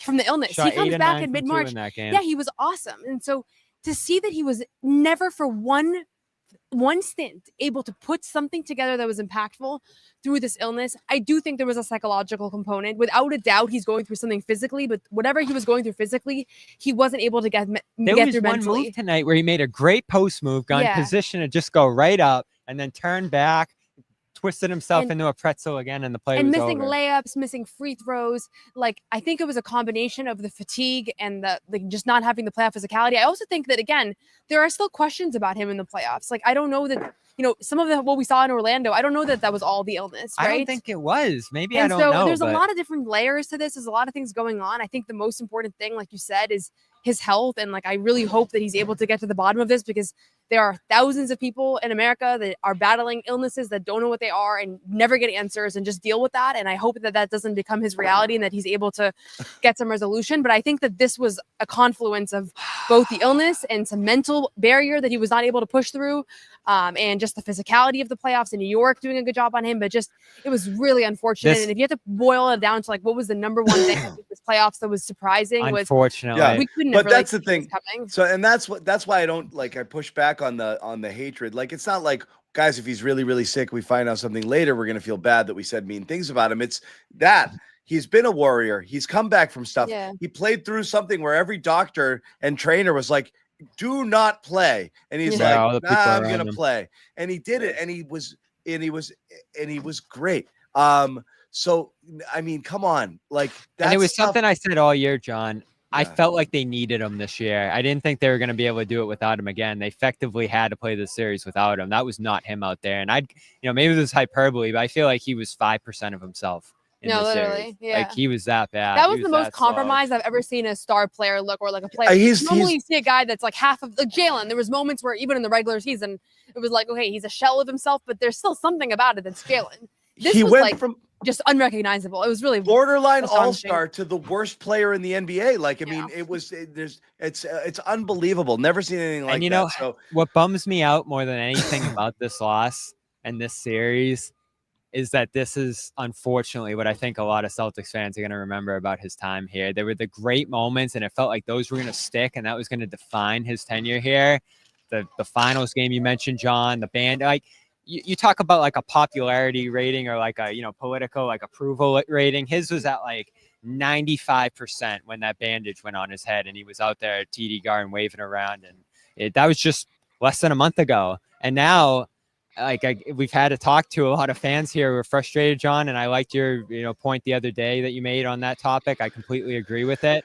There's really nothing you can do here, and it just sucks because I don't think he's going to be back, and unfortunately, this is going to be your last memory here of him in green. It won't be his legacy, though. When it's all said You and don't done, think so? people remember the championship teams. That's They're true. going to remember game one of the finals. Who knows? This could be the Celtics championship for this decade, right? And everybody's going to remember whoever was a part of that. They're not going to remember. I hope so. They're not going to remember the year that follows. I mean, not to be like, I really do think that those contributions are going to ultimately matter more. I just don't think he's going to have a big part of the story. He has a chapter. No, he's a side character. Yeah. Wow. Jeez. Damn. No. No, but he's a good side character. It was a way to spin it. No, I mean, seriously, No, but he's like a good character. he's like Kramer. Yeah. Right. You know what I'm saying though? Like he wasn't the Kinda MVP of is the like finals, Kramer. but he kind of. But he was a big. He had a nice. Yeah, role. he would just like kick open the door and be like, "Hey, I'm back." Hey, I'm going to do an He interview played- and say he some played awesome six stuff. games in the whole playoff run. I'm not It going was to say he was unreal. like a core piece, but No, the I- contributions that he had were very important. I Like, said it a couple times going into those playoffs, John. Imagine if you said when they traded for him that he was going to play X number of games over 2 years like he did. You would have said it was a massive failure. And it actually ended up being a success to that point. And then again, through no fault of his own, ends up unavailable for this postseason run mostly here. It's just so unfortunate because that, forget his Celtics tenure, such a big part of his career is the lack of availability with him for, again, freak reasons, ACL this is another one tear, that's just unrelated. illness. That's what sucks. It's such a bummer. And I don't know what the next chapter is going to be for him. It doesn't feel like it's going to be here. Again, more than anything else, I feel pretty confident in that just because of where his contract's at and where this roster's at and all that. Maybe I'm wrong about that. I'd love to No, see he's him an back and have a expiring. chance at redemption, but he's the easiest ex- contract to move, right? He's an expiring, and that has value. So, I mean, that's certainly something you could see it as part of a 3-team, situation where you can move some pieces around and he could go somewhere to a team that wants to take on an expiring and also get rid of money. So, yeah, I mean, it's definitely something that you could see How do you happening. feel about that? About what? Is there a chance he could be back? Yeah, I think there's a chance if his value is like worse than we know that they say let's bring him back because we're literally not able to get anything. We have to give up picks or whatever, and they think that bringing him on next year, maybe trading him at some point during the season would be a smarter move. You see that I could happen see that. sometimes. So we don't know. That's the one thing that I'll say. Like we don't really know what guys' actual values are. Like we tend to have a little bit of a disconnect between what GMs are actually saying on the phone. And I'm sure we'll gather some reporting here over the next few weeks and we'll get a sense. But like, there's a possibility that nobody wants him If right you're now. a GM, it's almost like malpractice to trade for Porzingis, assuming that like it depends on Not the if you're reason. offloading, like if you're in the right position, maybe it makes sense. There's But some bad money coming back to Boston. There's some, I don't picks think a maybe going out with contender is him. trading for Porzingis is like the final piece right now. That's for sure. Whether you're a contender I or think an actually up-and-coming I think that's the only team that trades for him is a contender. Really? Like it's tough because his availability you can't rely on. That's what I'm right saying. now. But I mean, Like, I if you're a think contender, why he's would you a- though? I think it's a he's team that just wants to get rid of a multi-year contract or somebody that. It's either a straight Maybe. salary dump or the. But if I'm you're the gonna ride out Celtics, 1 why year are of this you guy. doing that? Yeah. But you probably won't want to do that. That's why I'm saying they might actually have some trouble reaching a But deal. But the Celtics are certainly not going to get value for either Holiday or Porzingis. These are please take the Maybe money Holiday. contracts. Like, I think at best you're not tying assets to them just to get rid of them, but for the most part, you're probably not getting anything close to So then proximate why value. they extend Holiday? Just what you had to do. You didn't have to do I'm it. still not sure about that. You can't not He let had him. a- You can't. You're He gonna had go a one and massive done. player option, John. Yeah. Yeah. I don't know. I might be was wrong about that. He was gonna like. No, he had a. He. You can't let him go. You burned assets for a 1 year All right, rental. you might be I able guess- to get something for him. I guess I was assuming. Maybe I wasn't assuming that he would opt. I don't It's know, tough to guys. assume, Jimmy, because maybe he could have gone out and got a big deal. I don't know. Well, we're gonna roll through a couple more super chats because I'm gonna tell you right now. Who do you think is getting most of the hatred here? Joe Mazzulla. Joe Mazzulla. Let's go to G Van Jot Is 420. that right? Yeah, oh yeah. We will be back, but Joe needs to I've been learn off how to Twitter. manage Expected that. lineups. How to manage lineups and games Oh, I better, thought we'd or be he nailing can it. go. Needs to learn some ATOs as well. Be stoic. Celtics fan for 40 plus years. Never easy watching a blowout loss this season. More unfulfilled expectations leaves a better taste. No question about it. Bass or bass rock. Jimmy and I disagree here. Can you tell What us? do you guys think? It's BASS rock. Bass rock. Because it's kind of go together, right? That's what Jimmy thinks. Thank you, Bobby. Jimmy's a music guy.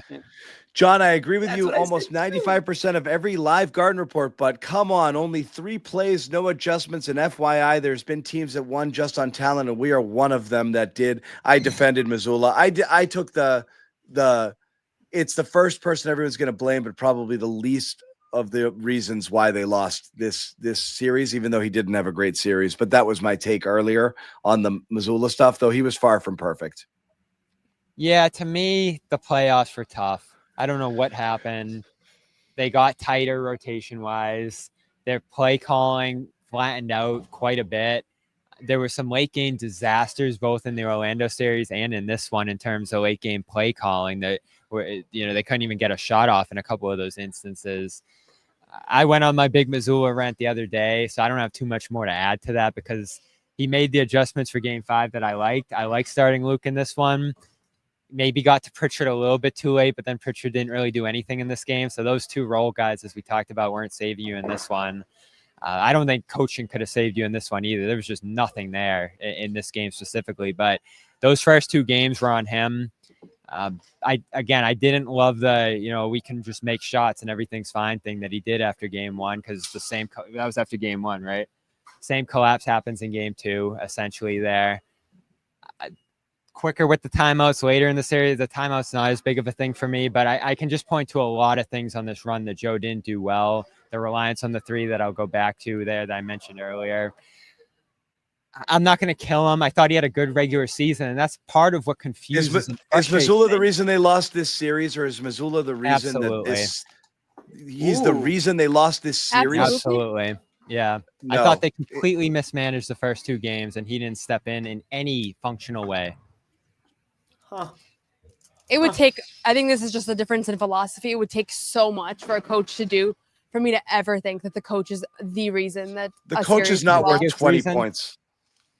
It would take like something. They missed something 14 straight ridiculous, shots in yeah. the fourth quarter in game 2. But I put that more on Tatum and Brown. It feels like the players as shoot much those as- shots, though. If I remembered. Especially when it's players of that caliber, with that experience. Like, I say this with all the respect in the world for those 2 guys, but like that was on them more than Joe. And again, I have a lot of qualms with Joe for this series. I don't think that I agree with most of your grievances. I think when you're ranking who is responsible ultimately here, like, Should we you do can't do series anything- blame pie, John? Series blame pie. We will. We are. Like We're going to that. do it later. We'll get to it. Who's your biggest?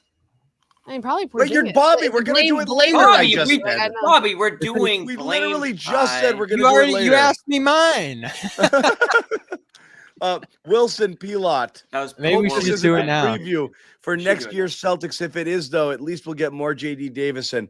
Also, you're all are the best post-game show on YouTube. Thank you very much. Thanks, Wilson. Jonathan Gutierrez, trade Drew and Hauser, Brown, KP, White, and Pritch next year. wait for Tatum to come back. That's a lot. No, he's saying trade Drew and Hauser. I know. I'm just kidding. Okay. It's just I thought the whole list. it read that way. Yeah. That's fun. No, it's trade Drew and Hauser. Those are the two, and then keep everybody else. Make Miss League, David Rasp. Make Miss League. Health matters. Second apron realities are upon us. Yeah, that's the very simple nuts and bolts headline for what's going on right now. No question about it. Jamel, thanks for the season, fellas and lady. Thank you, lady. Boomer, thanks, lady. You're welcome. As Andre the Giant would say, hello, lady.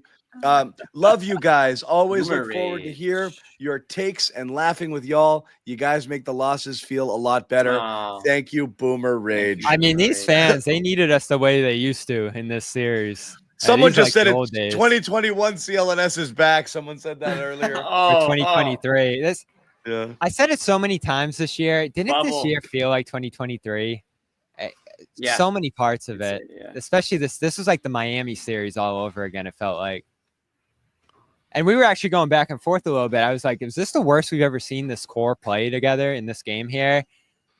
They went down 33 in that game 3 against Miami, and they went down, 41 in this one? So they surpassed that one by quite a bit tonight. This is the worst I've ever seen the Celtics core look in a game. They weren't there for a second.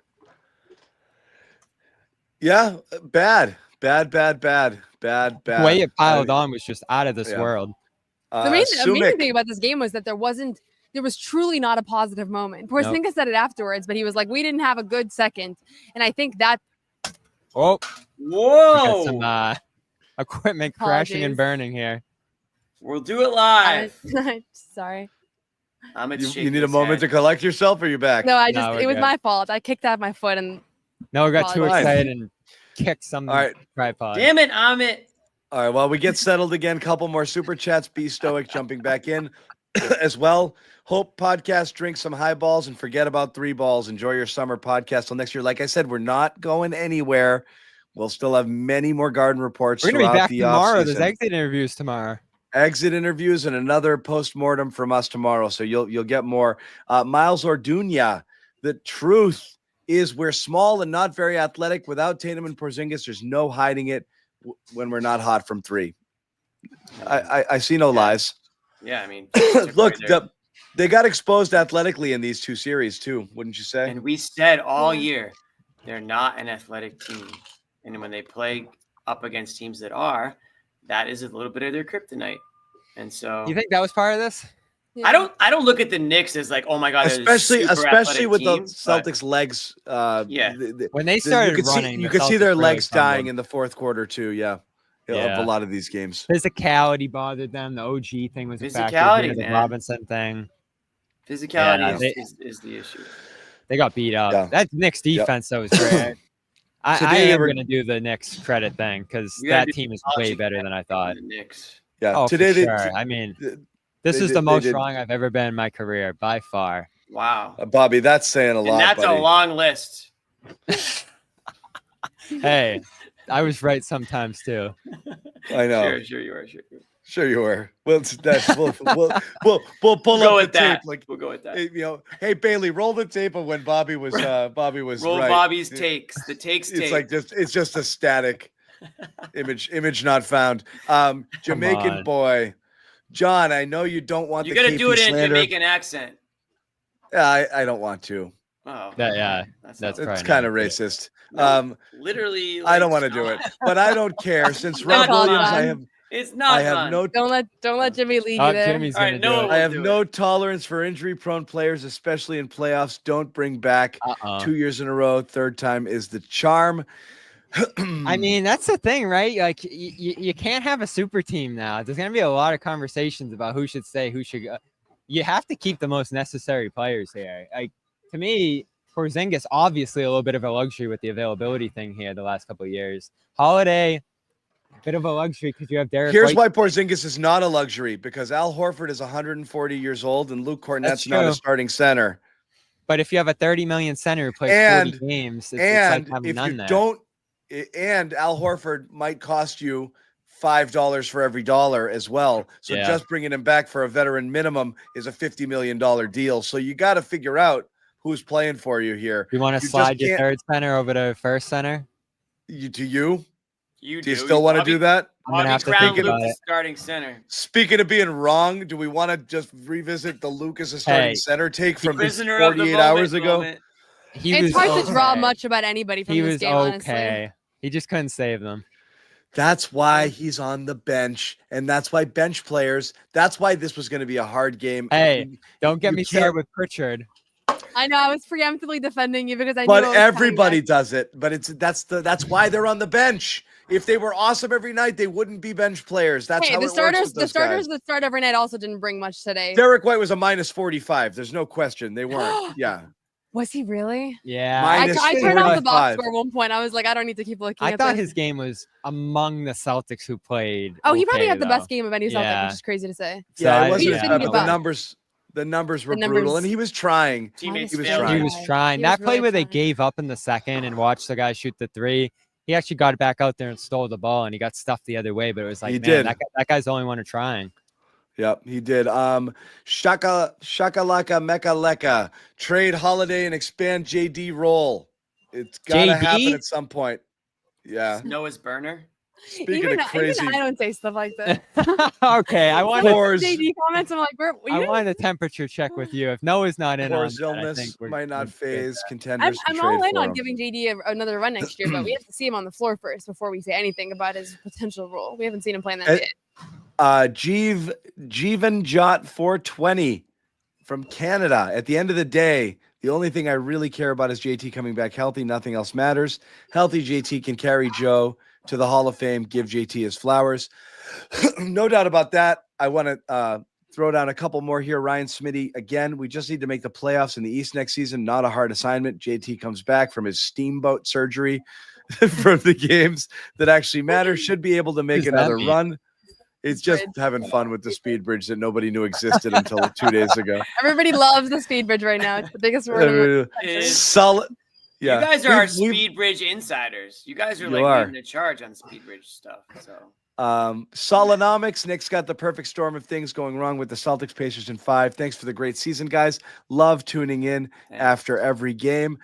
Remember the 85 team lost the finals due to Bird screwing up his hand in a bar brawl? Yes, not included in the Celtic City documentary, was it? The bar was fight? that didn't see it. confirmed? Has it been confirmed? Confirmed 100%. Dan Shaughnessy confirmed it, spoke to the guy. Then there was a settlement, and the guy couldn't talk about it anymore and then pretended it didn't happen. But Shaughnessy has blow-by-blow details of the fight, who swung first, what else happened, a bouncer being involved in it, what was said. Where was He's got it? the whole in a bar, during the series, during the conference finals. In Boston? Yeah, broke his hand hitting a guy. Thank you, Bobby. Game 1 with a timeout, tied and no play, just contested threes. Game 2 down by 1, 13 seconds left. This is Yeah, again, I'm not moving off that take. I'm Base sorry. rock. Bass or base rock. Tell us who you are. Yeah, Tell write us it who you out. are. Write it out. Damon Crabb. The trade for KP was successful. Robin Smart only played a combined 91 games. Exactly. The last 2 years. Imagine this team with Rob and Smart. Do they win if they don't make those trades? No way, right? No. Nope. Who knows? I know. No way. I think they needed Holiday last year. I felt that way all along. And Porzingis. Porzingis was a cheat code all year long. It was like, I can't believe this is the team now. We forget so quickly what a special element he added to this team all over the place, offensively, defensively. It's crazy. TMNT Guy 55. Celtics forever. Bobby Manning forever. Yes. Whoa. Jonathan, frustrating to Thanks see for the 2-hour Knicks celebrations. Jonathan Perrault, thanks for the great season, y'all. How do you think they go about wing depth going forward? We'll get into that in a minute. David Andrews, Joseph, what does this loss do for Tatum's value among fans? We'll talk about that too. What's this say? Isho Trahim? Yes. Good season, y'all. Can we stop comparing first option JB with D White as number 2 and Cornette as to a 3? To first option JT with JB and number 2 healthy KP. Yeah, just saying everyone's got to step up a notch when people go down and play a little bit beyond their role. I saved this one for last, but Derek throwing down 100 spot here. Thank you. Thanks for the post-game shows and coverage. I've felt worse, to be honest. LeBron 2018, Warriors 2020, Heat 2023. Agree. Worse losses, worse ends to the season than this one for sure. We could see this one coming. It was inevitable. Tough luck. We're going to read all of Derek's $100 super chat, and then we're going to comment. So hold on one second. Tough loss, but I'm glad we won on Wednesday. Captured number 18, new owner, no Tatum. Can't wait to see the offseason moves. It's Brad Summer. Pacers in 4. It's lots a of Brad thoughts. Summer. Everybody, the Celtics fans are so loving Pacers in 4, Pacers in 5 right now. I'm surprised they're not sending the Knicks on with some. We went from Brat Summer to Brad Summer. I kind of love it. Oh yeah, it was Brat. Now it's Brad. Totally. So go ahead, guys. Your thoughts on all of it? Did you do Brat Summer? No, it was interesting because Jaylen said afterwards that it stung more to lose now because of they were pursuing going back to back, which was so special. I think that maybe that's true for him. I don't think it captures how the fans feel. I mean, fans can speak for themselves, but from what I've sensed, I think once you win one, it does give you a little bit of breathing room. Like everybody was so eager to see one title and understanding like how difficult it is to go back to back. I'm sure that there were some tempered expectations, especially after Tatum went down, that I saw a lot of people after game 5 saying like, I'm kind of at peace with what happens now. They gave it a really nice effort. I don't know if that captures most people, but that's tough for me. I get it. I get the thinking there, but we've said it a couple of times now. You were down 3-1 when Tatum got hurt. Yeah. They blew it bad in the series. They had enough. They were monumental favorites. But they weren't winning it with this. 20. They weren't winning it. They weren't winning yeah, it. But you got to get through this round and see what happens. But they weren't. Maybe. But I think we were resigned to. Look, we said it. We said they it should have won the series. Yeah, but then it gets harder and harder. Last year, we said it with 3-4 weeks left in the season. This Jaylen injury could be the thing that derails them. Then you threw KP on top of it.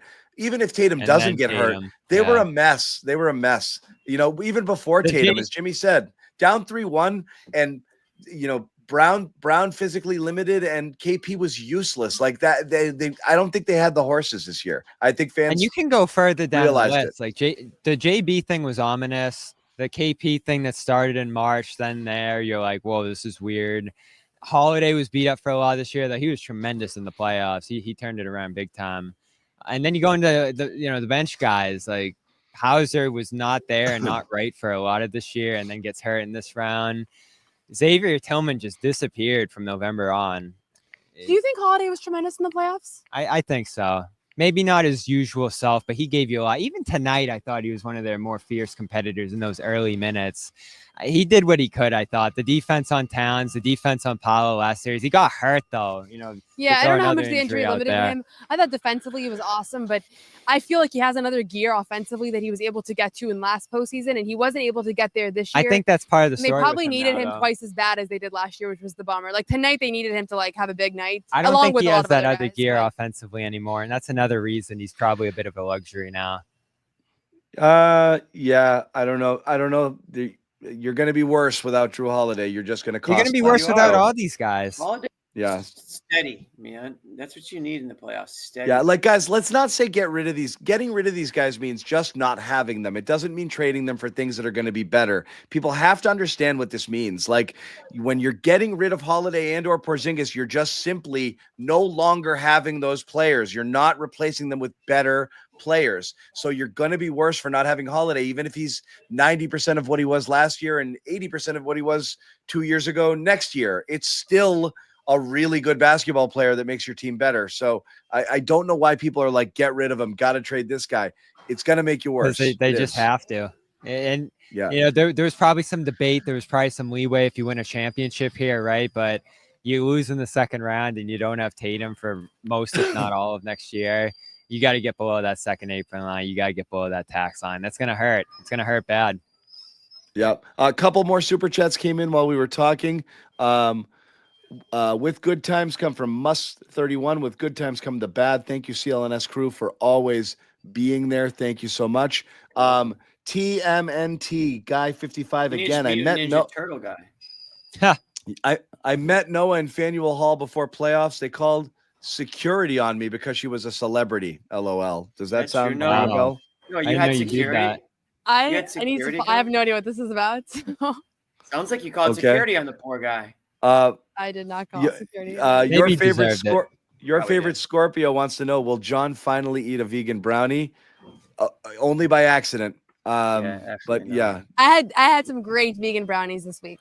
Really? By coincidence. First time since we Uh-huh. had that whole shtick on the show. So is it made with like avocado? Like how is it done? No, it's made with chocolate. Yeah, but what's the ingredients? I'll give you one to try. All right, that's fair. You don't I'll need try to know. John. Okay. I had some vegan. really The good look- news Sugar is goes a the long good way. news is Oh now yeah, that Bobby had plant-based chicken today. Plant-based Vegan sushi. chicken. It was good stuff. Why do we plant-based call it that? chicken is not What do you mean? chicken? It mimics the taste and texture of chicken. Okay. Oh. Gregory Alexander, really love y'all. Thanks for a Hey, great Noah. season. Heart Bobby. Keep D White. A lot of love for me tonight. This is great. I I've been know. waiting for This is this. very I know. confusing. I know. It's a lot of emotions coming out. Very confused. And Gregory Alexander, you kind of wonder why the team couldn't be the team they were on Wednesday, play like that, guys. So why do you guys think? Look, I think it is tough to repeat. You had a magical Cornette game. You had Pritchard playing Magical. 39 minutes, and all of that stuff. You had Jaylen Brown with 12 assists and looking at like a really locked in version of himself, despite being physically limited there. And, that would have been that was one of his better games, period. That would have been tough to repeat just simply because even if you're a great player, it's hard to stack together games as good as the one that Jaylen played in game 5. So there's going to be a lot of reasons you're going to have a tough time repeating and you're on the road. But what do you think, guys, was the main reason why this looked so much different than last game? Because we haven't spent a lot of time on the game. I just don't think you had guys who could get paint touches and at least make plays out of there. They did not generate any advantages in this series. They really didn't. I thought the biggest difference between tonight and game 5 wasn't the Celtics, it was the Knicks. The Knicks brought it to another level in this one. When I rewatched game 5, I was very underwhelmed by the Knicks defense and kind of the Knicks effort in just execution and things. So that to me was a bigger difference than anything the Celtics did. And then obviously you just had nobody really had it. And unfortunately, those nights happen. And I think I didn't look at it and say, Drew Holiday actually sucks because he couldn't make any of his shots. And Derrick White actually, like, everything that he's done before doesn't, this doesn't illegitimize like my view on a lot of these players, but you can't have 7 guys have a bad game at the same time. And I do think like there were some individual struggles, but credit to New York. Like their defense was awesome in this game and their offense was awesome too. And the rebounding was probably the biggest difference because even early on, New York wasn't hot. And New York was getting like half of their available offensive rebounds. At a certain point of the game, that was literally what it was. They were rebounding 50% of their missed shots. And so, that's a New York thing. That's a Celtics defensive rebounding issue that kind of lingered throughout this playoffs, but they were more the difference maker to me than anything the Celtics did. And I'll do the Jaylen thing. We talked about it last game, right? I feel good about him leading them in the next year. I want him to lead them in the next year. But this is the challenge, right? You have one phenomenal game in game 5. You do all the right things. And then I like the aggressiveness early. And again, I'll put up with some of the sloppiness out of reason for aggressiveness, but then it just got out of control. And the moment in the corner was truly baffling. Wide open, caught a pass, just waited 4-5 seconds for Robinson to close out and trap him in there and got stuck and turned it over. I don't know what happened there. And that was the ball game right there. That play to me. That's everybody on press row in that moment was like, that was the play that kind of solidified this one. There was about 100 of those, but that was a big one. He had a really rough game. Jaylen? Yep. Yeah, I mean that's what I get confused by because like that everyone's like Jaylen at least showed up tonight. I mean, I guess, but like I don't think so. Defensively, he was not what he was the night before. He made some shots early, which kept him alive a little bit. 7 turnovers, dumb fouls, those 3 consecutive fouls there in the third quarter. It almost looked like he wanted to foul out at a point. That's what I said. I tweeted. I was like, he's tapping out right now. I think. Yeah. You know what though? Again, he ejected himself. Yeah. I thought he struck the right tone after the game though. Like projecting some hope going forward, talking to the fans, saying, "Yeah, I know you're feeling hopeless right now. Next year doesn't look great, but there's still some reason for optimism here." And that is how I feel going into next year. They're going to lose some really important stuff here. I think there's going to be some major doom and gloom, projections for them. But I think they're going to be able to, again, I got to see what the roster is going to look like here. But with Jaylen, with Derrick, with Horford back, hopefully, a couple of the core parts coming back here, and obviously some key ones going out, they're going to be in the playoffs next year. And it's going to be an uphill battle, be competitive when you get there. But maybe they develop something over the course of next season. Maybe there's some players on this team who we're not thinking of right now. I'm really not in a doom and gloom tank space when I look ahead to next year. The East is still kind of open. They're better than 8 teams. I can rattle off 8 teams right now. They're going to be better than. Yeah. I don't know, guys. I think they will be. No Tatum, and you sell off another piece to get under the tax. Good luck. They're going to be good, John. Play-in territory. Play-in territory? Depends what the For sell-off. sure. No way. Depends on the sell-off. Yeah. If you trade out, if you trade 1 or 2, if you don't re-sign Horford, and you trade, that's where it gets a little scary. And you trade either Holiday or Porzingis, and without Tatum, you are the 9th best team in the Eastern Conference. I'm sorry, that's a massive. Right now, not knowing what's going to happen in the offseason because we have no way of knowing. Right now, if you had to guess, you see this team being a play-in team next year. If you rolled it back and spent all the money, yeah, of course. We don't know what's going to happen. I'm saying right now, as you sit here, you're just a Celtics fan, and you're trying to figure out what this team's going to look like. That's where you're at. I think the Milwaukee might lose Giannis. I think the safe Brooklyn. assumption is you're trading either Holiday or Porzingis, so you're going to be down one player there, and I don't see how you can re-sign Horford and still stay below that second apron. So you're potentially losing 2 core players and Tatum. You're telling me that's a top 6 team? Oh my God, I don't think so. So it's gonna be a challenge. Could they? Yeah. Are they assured it? No, I think the odds would be stacked against them. Not saying they couldn't get there, but that's a challenge. I just think of all the teams at the bottom of the East right now: Washington, Charlotte, Brooklyn, Philly's in complete flux. There's obviously a few who are going to rise here. Milwaukee's probably going to sink if Giannis moves on. Again, I can get to 8 pretty easily here. That I feel pretty good about them being better than there. And maybe that is playing territory. Orlando's going to be better. I think if what I'm saying happens, if you trade one piece, don't re-sign Horford, play without Tatum all year, you're as likely to miss the playoffs completely as you are to enter, as to go in the top 6. I could see a lot of different outcomes, but I would not be shocked if they literally finished 11th. I really wouldn't, or finished 5th or 6th. It's all within the realm of possibility. But if I had to bet, I would bet play-in territory. Let me ask you guys, because a lot of people are talking about it here. Is Joe Mazzulla a lock to return next year? Yes. As long as Brad's the GM. Because am I wrong here? In his first year, in his interim year, he had the interim tag removed and got a 3-year extension beyond that year. So next year is year 3 of that extension, correct? I don't know for certain.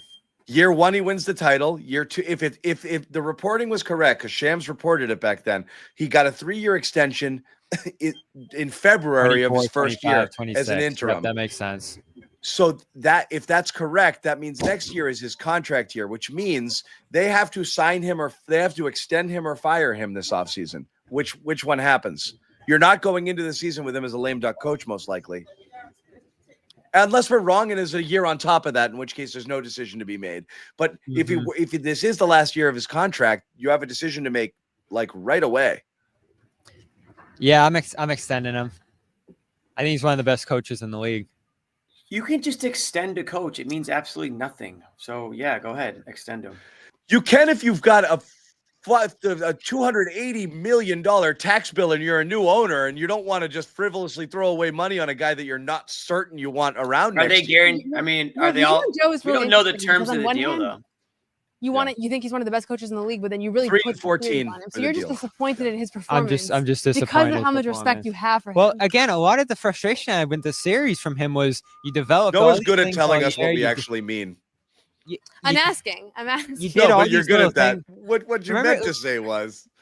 Remember the debate we had? I'm just confirming what the reports that I'm hearing. Remember the debate we had throughout the year? Are they better than last year? And I was like, I guess. That was a lot of coaching stuff that they did. Remember, they tried every lineup. They brought up all these guys off the bench. You thought you had all this flexibility. And I'm just staring there tonight, John, and I'm looking at the bench. And I'm just like, none of these guys can do anything. Tillman, Craig, Shireman, Walsh. You stayed ready, though. Yeah, Really? there was no one staying ready this year. I mean, they did stay ready, but they would never actually call the And then he was phasing out Hauser at times. He phased out Pritchard inexplicably multiple times in the series. Cornette couldn't Wait, get Bobby, on the court. this is part of your I want to extend Joe Mazzulla. Yeah, that's what I'm saying. I have to just, but Yeah, wait, again, it's did you because just have flip so much yourself? respect for him that you're disappointed in how he handled the He was series. great Right? all year. I don't know what happened.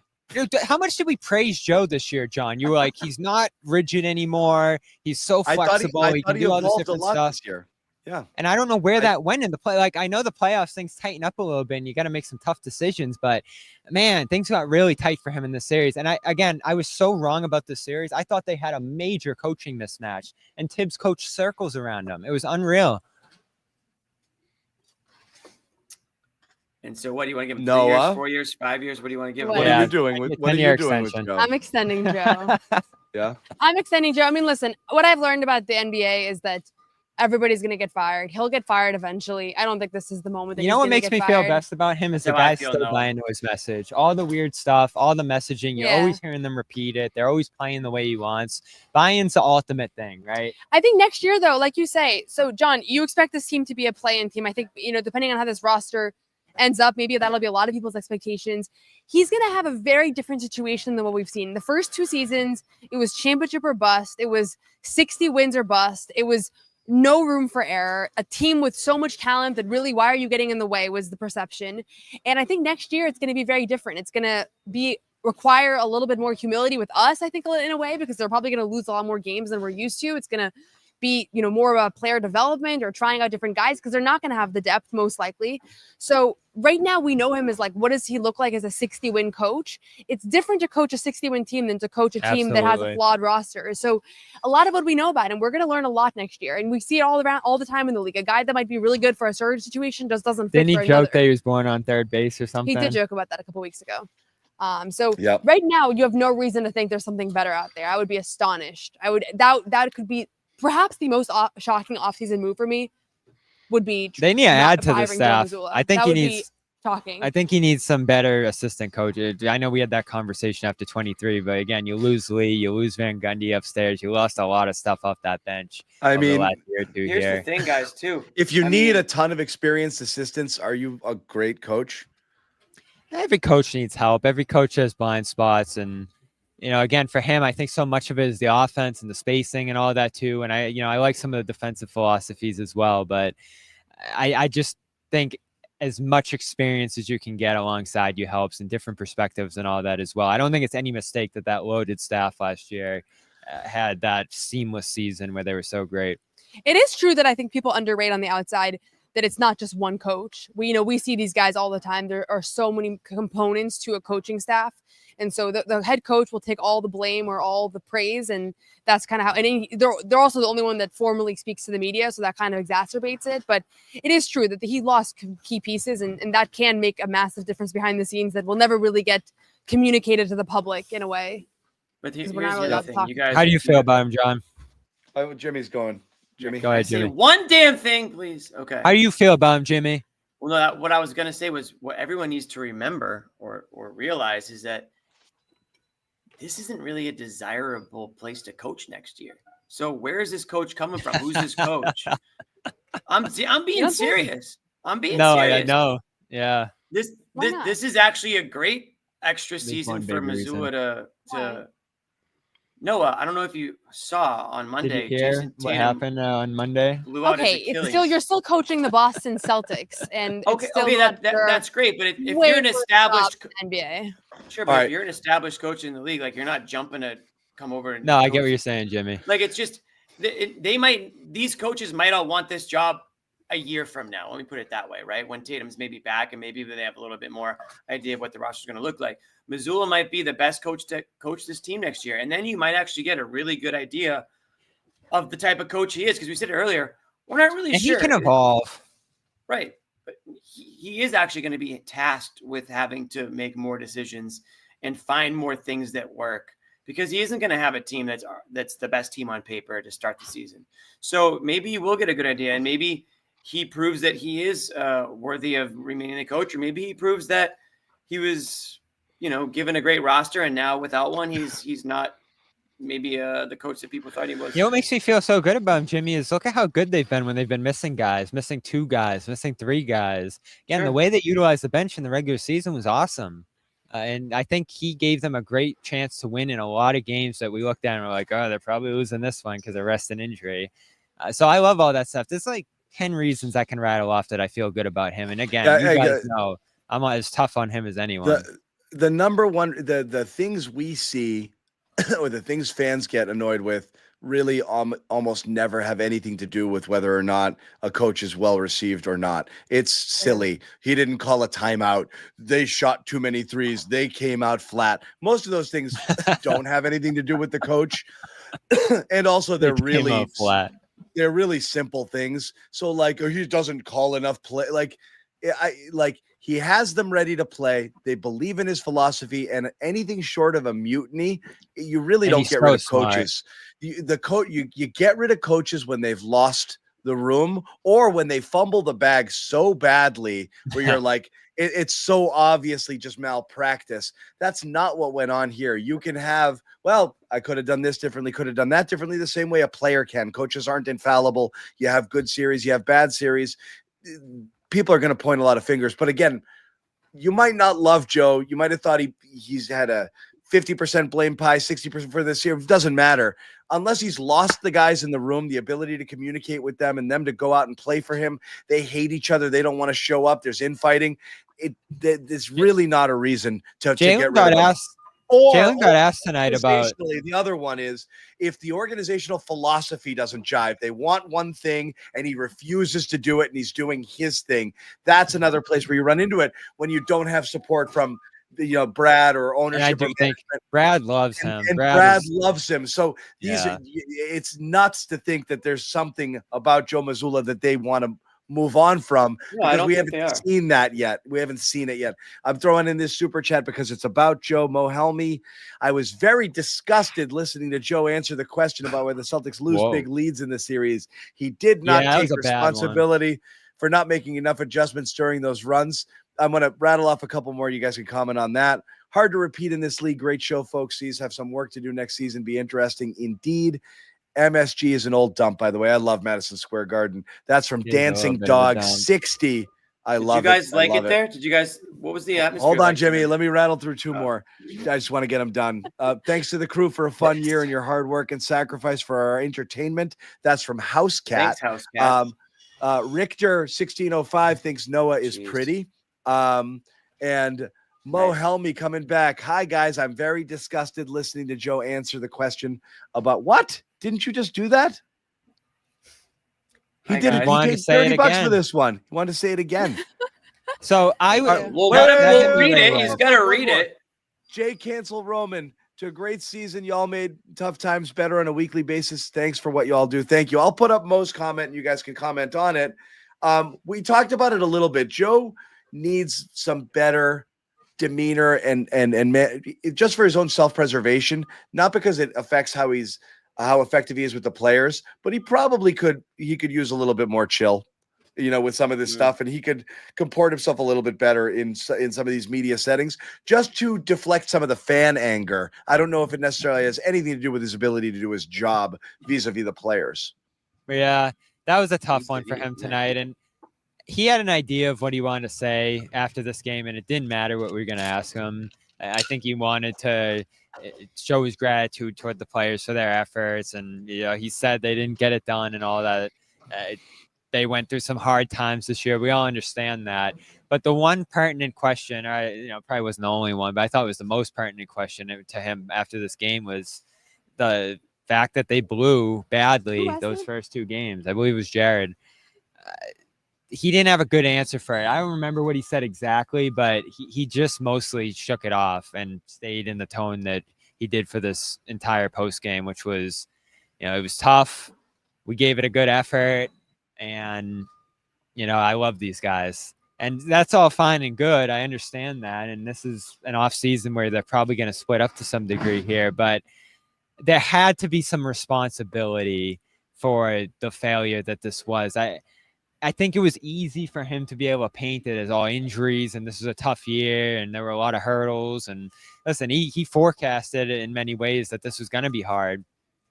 But again, this is a brutal, brutal series loss. They should not have lost this series. All right, well, let's do it then. Let's do it. Ready? Do it. Hit it. You know what we're going to do. What are we going to do?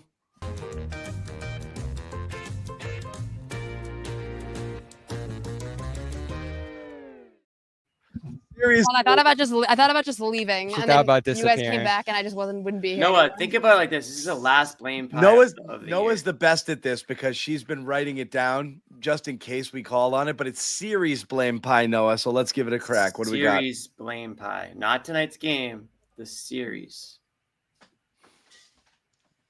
Want me to start? Yeah, you can start. I got the hard job here starting, but all right. You guys know how I feel. I do think it's 40 on Joe. I think a significant share of, the first 2 games out of 6 there, I think fall on him. And then game 4 was really a difficult night for him too, I thought.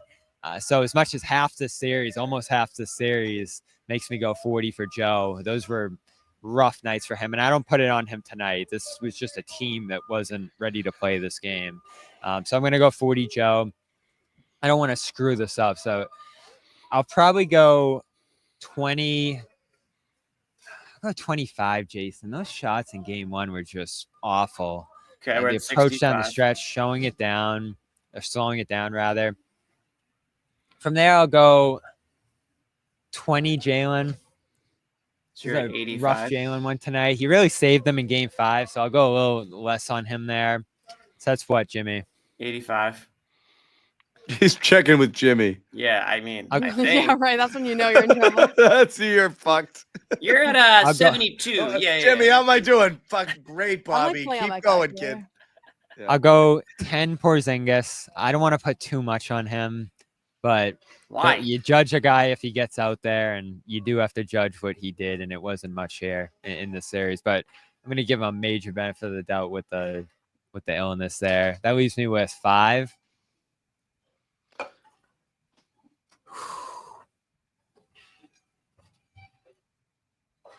Remaining 5, I'll throw at the rest of the bench just not even being able to get out there, especially as injury struck. I'm not going to Yeah, break I'm- it all perfectly down. Yeah. I'll just say general buckets. I'll do 10% for Joe, and then I'm going to do 30 for Jaylen, 30 for Jayson, 30 for KP, and For Joe? 10. Okay. And that doesn't mean it's not perfect because obviously it's a full team effort and it's a full team when you win and a full team when you lose, and other guys could have played better. But just generally capturing my sentiments here, those are your 3 stars. I felt like your role players did enough, generally speaking. Tatum's it's hard to put blame on him now that he's recovering from an Achilles rupture, but in those first 4 games, especially the first 2, felt like he just didn't do enough as their hub. All right. Jaylen, besides for game 5, I felt like he didn't do enough. Defensively, he had a level that he could reach that we've seen in the past that he didn't get to. KP for obvious reasons. And I'll just asterisk, I don't think Jaylen or KP were themselves health-wise. So I hate to blame KP for all right. being sick, but yeah. Computer is dying out there, so we're gonna wrap this quick. Jimmy, give us yours quick. All right, 20 for Joe, 30 for Brown. That's 50. Wow. I'm going to go 25 for Tatum. That's 75. And I'm going to go 25 for Porzingis because and again, I hope that he makes a full recovery and I hope that we're watching Porzingis be Porzingis, but at the end of the day, it was a huge issue, and so he has to take blame. All right, I'm gonna go 60% injuries because I think without the injuries they win the series. I think without the injuries, everything else that deserves blame in it. We all think that. I then know I'm- you could do 60% injuries. I'm We gonna know you Can't could put just injuries in a I'm gonna start pie. blaming the weather. Yeah. The traffic. 60% injuries because no matter everything else This is that the I'm worst going to pie give ever. blame to would not have mattered if they weren't hurt. I'm going to give I'll give 10% to Joe That's 70. I'll give 20% to Tatum for not single-handedly stopping the bleeding in games 1 or 2 and playing like an idiot in those ones. He could have absolutely just been It feels better. so hard to slander him right now in his current state. I even know, though it was but if he before. just You gotta balance those two things. didn't do I it, know. and then 10% Bobby for his ridiculous prediction. Yeah. Yeah. I feel like the that too. We should put Bobby on apology cam to end the show. Okay, KP loses 5% and I give it to Bobby. All right, that's fair. So that's it. Computer is dying. I want to ask you guys one question. Last question. Just give people a little bit of hope. The Celtics interviewed projected #1 pick Cooper Flagg at the draft combine. No. People are having a ball with this one. Ooh, I like that. What are the chances that Cooper Flagg is going to be a Celtics next year, and how certain are you of it? This puts you in position to sign him in 7 years. So look forward to that. Would you trade Tatum for Cooper Flagg right now? You handle yourself as a professional franchise. Yeah. I think the Mavs have said there's nothing that would prevent them from picking Flagg. I get it. Well, Wink. they were gifted him by the NBA. But the conspiracy theory is that he pulls an Eli Manning or an Eric Lindros or one of those. I'm not playing for these teams, and you can't force your way to a team drafting 28th though, or wherever the Celtics are. So that's going to be challenging. But yeah, it gave the fans a little hope. That's all. That's What could he do? Go to college? I don't even know if he can do that. Yeah, I think he's going to Dallas. Celtics it is. Anyway, guys, we do want to say once again, thank you guys very much for joining us here on the Garden Report. This is our final game broadcast, but the show is far from over. We will have a lot of off-season stuff. We have to give a special shout out to Noa in her first full year on the broadcast. Elevated the show in her first year, and hopefully not her last year on the show. Noah, tell us you'll be back. Tell us you'll be back. I have a bunch. I will definitely be back. I have a bunch of. This was so fun. I thoroughly enjoyed being a part of the show. Thank you guys for welcoming me. Maybe in the off season, I'll learn a little bit more of the lore. Okay. You know, like study up a little bit about some of the bad takes you guys have had over the years. I'd start with John's Derrick White. Yeah. No. How about this? I'll get into archives. Yeah. Start with in the early days of the show, John was the optimist and Bobby was the naysayer. Really? Is that true? You're the Remember, every series in the playoffs, I'm like, they're going to murder this team. And Bobby's like, they're so good. Toronto's so good. And I thought they would kill the Heat. Yeah. I was bullish on everything Celtics. And you were like, no, Toronto. John, I think as the year progressed, I started agreeing with you more on things. I'm not that unreasonable. You're not that really unreasonable. not. I'm not. John, I'm not. Let's toss a merch graphic up there. We have are we t-shirts. really going to put a friggin' 10 more promo on this thing?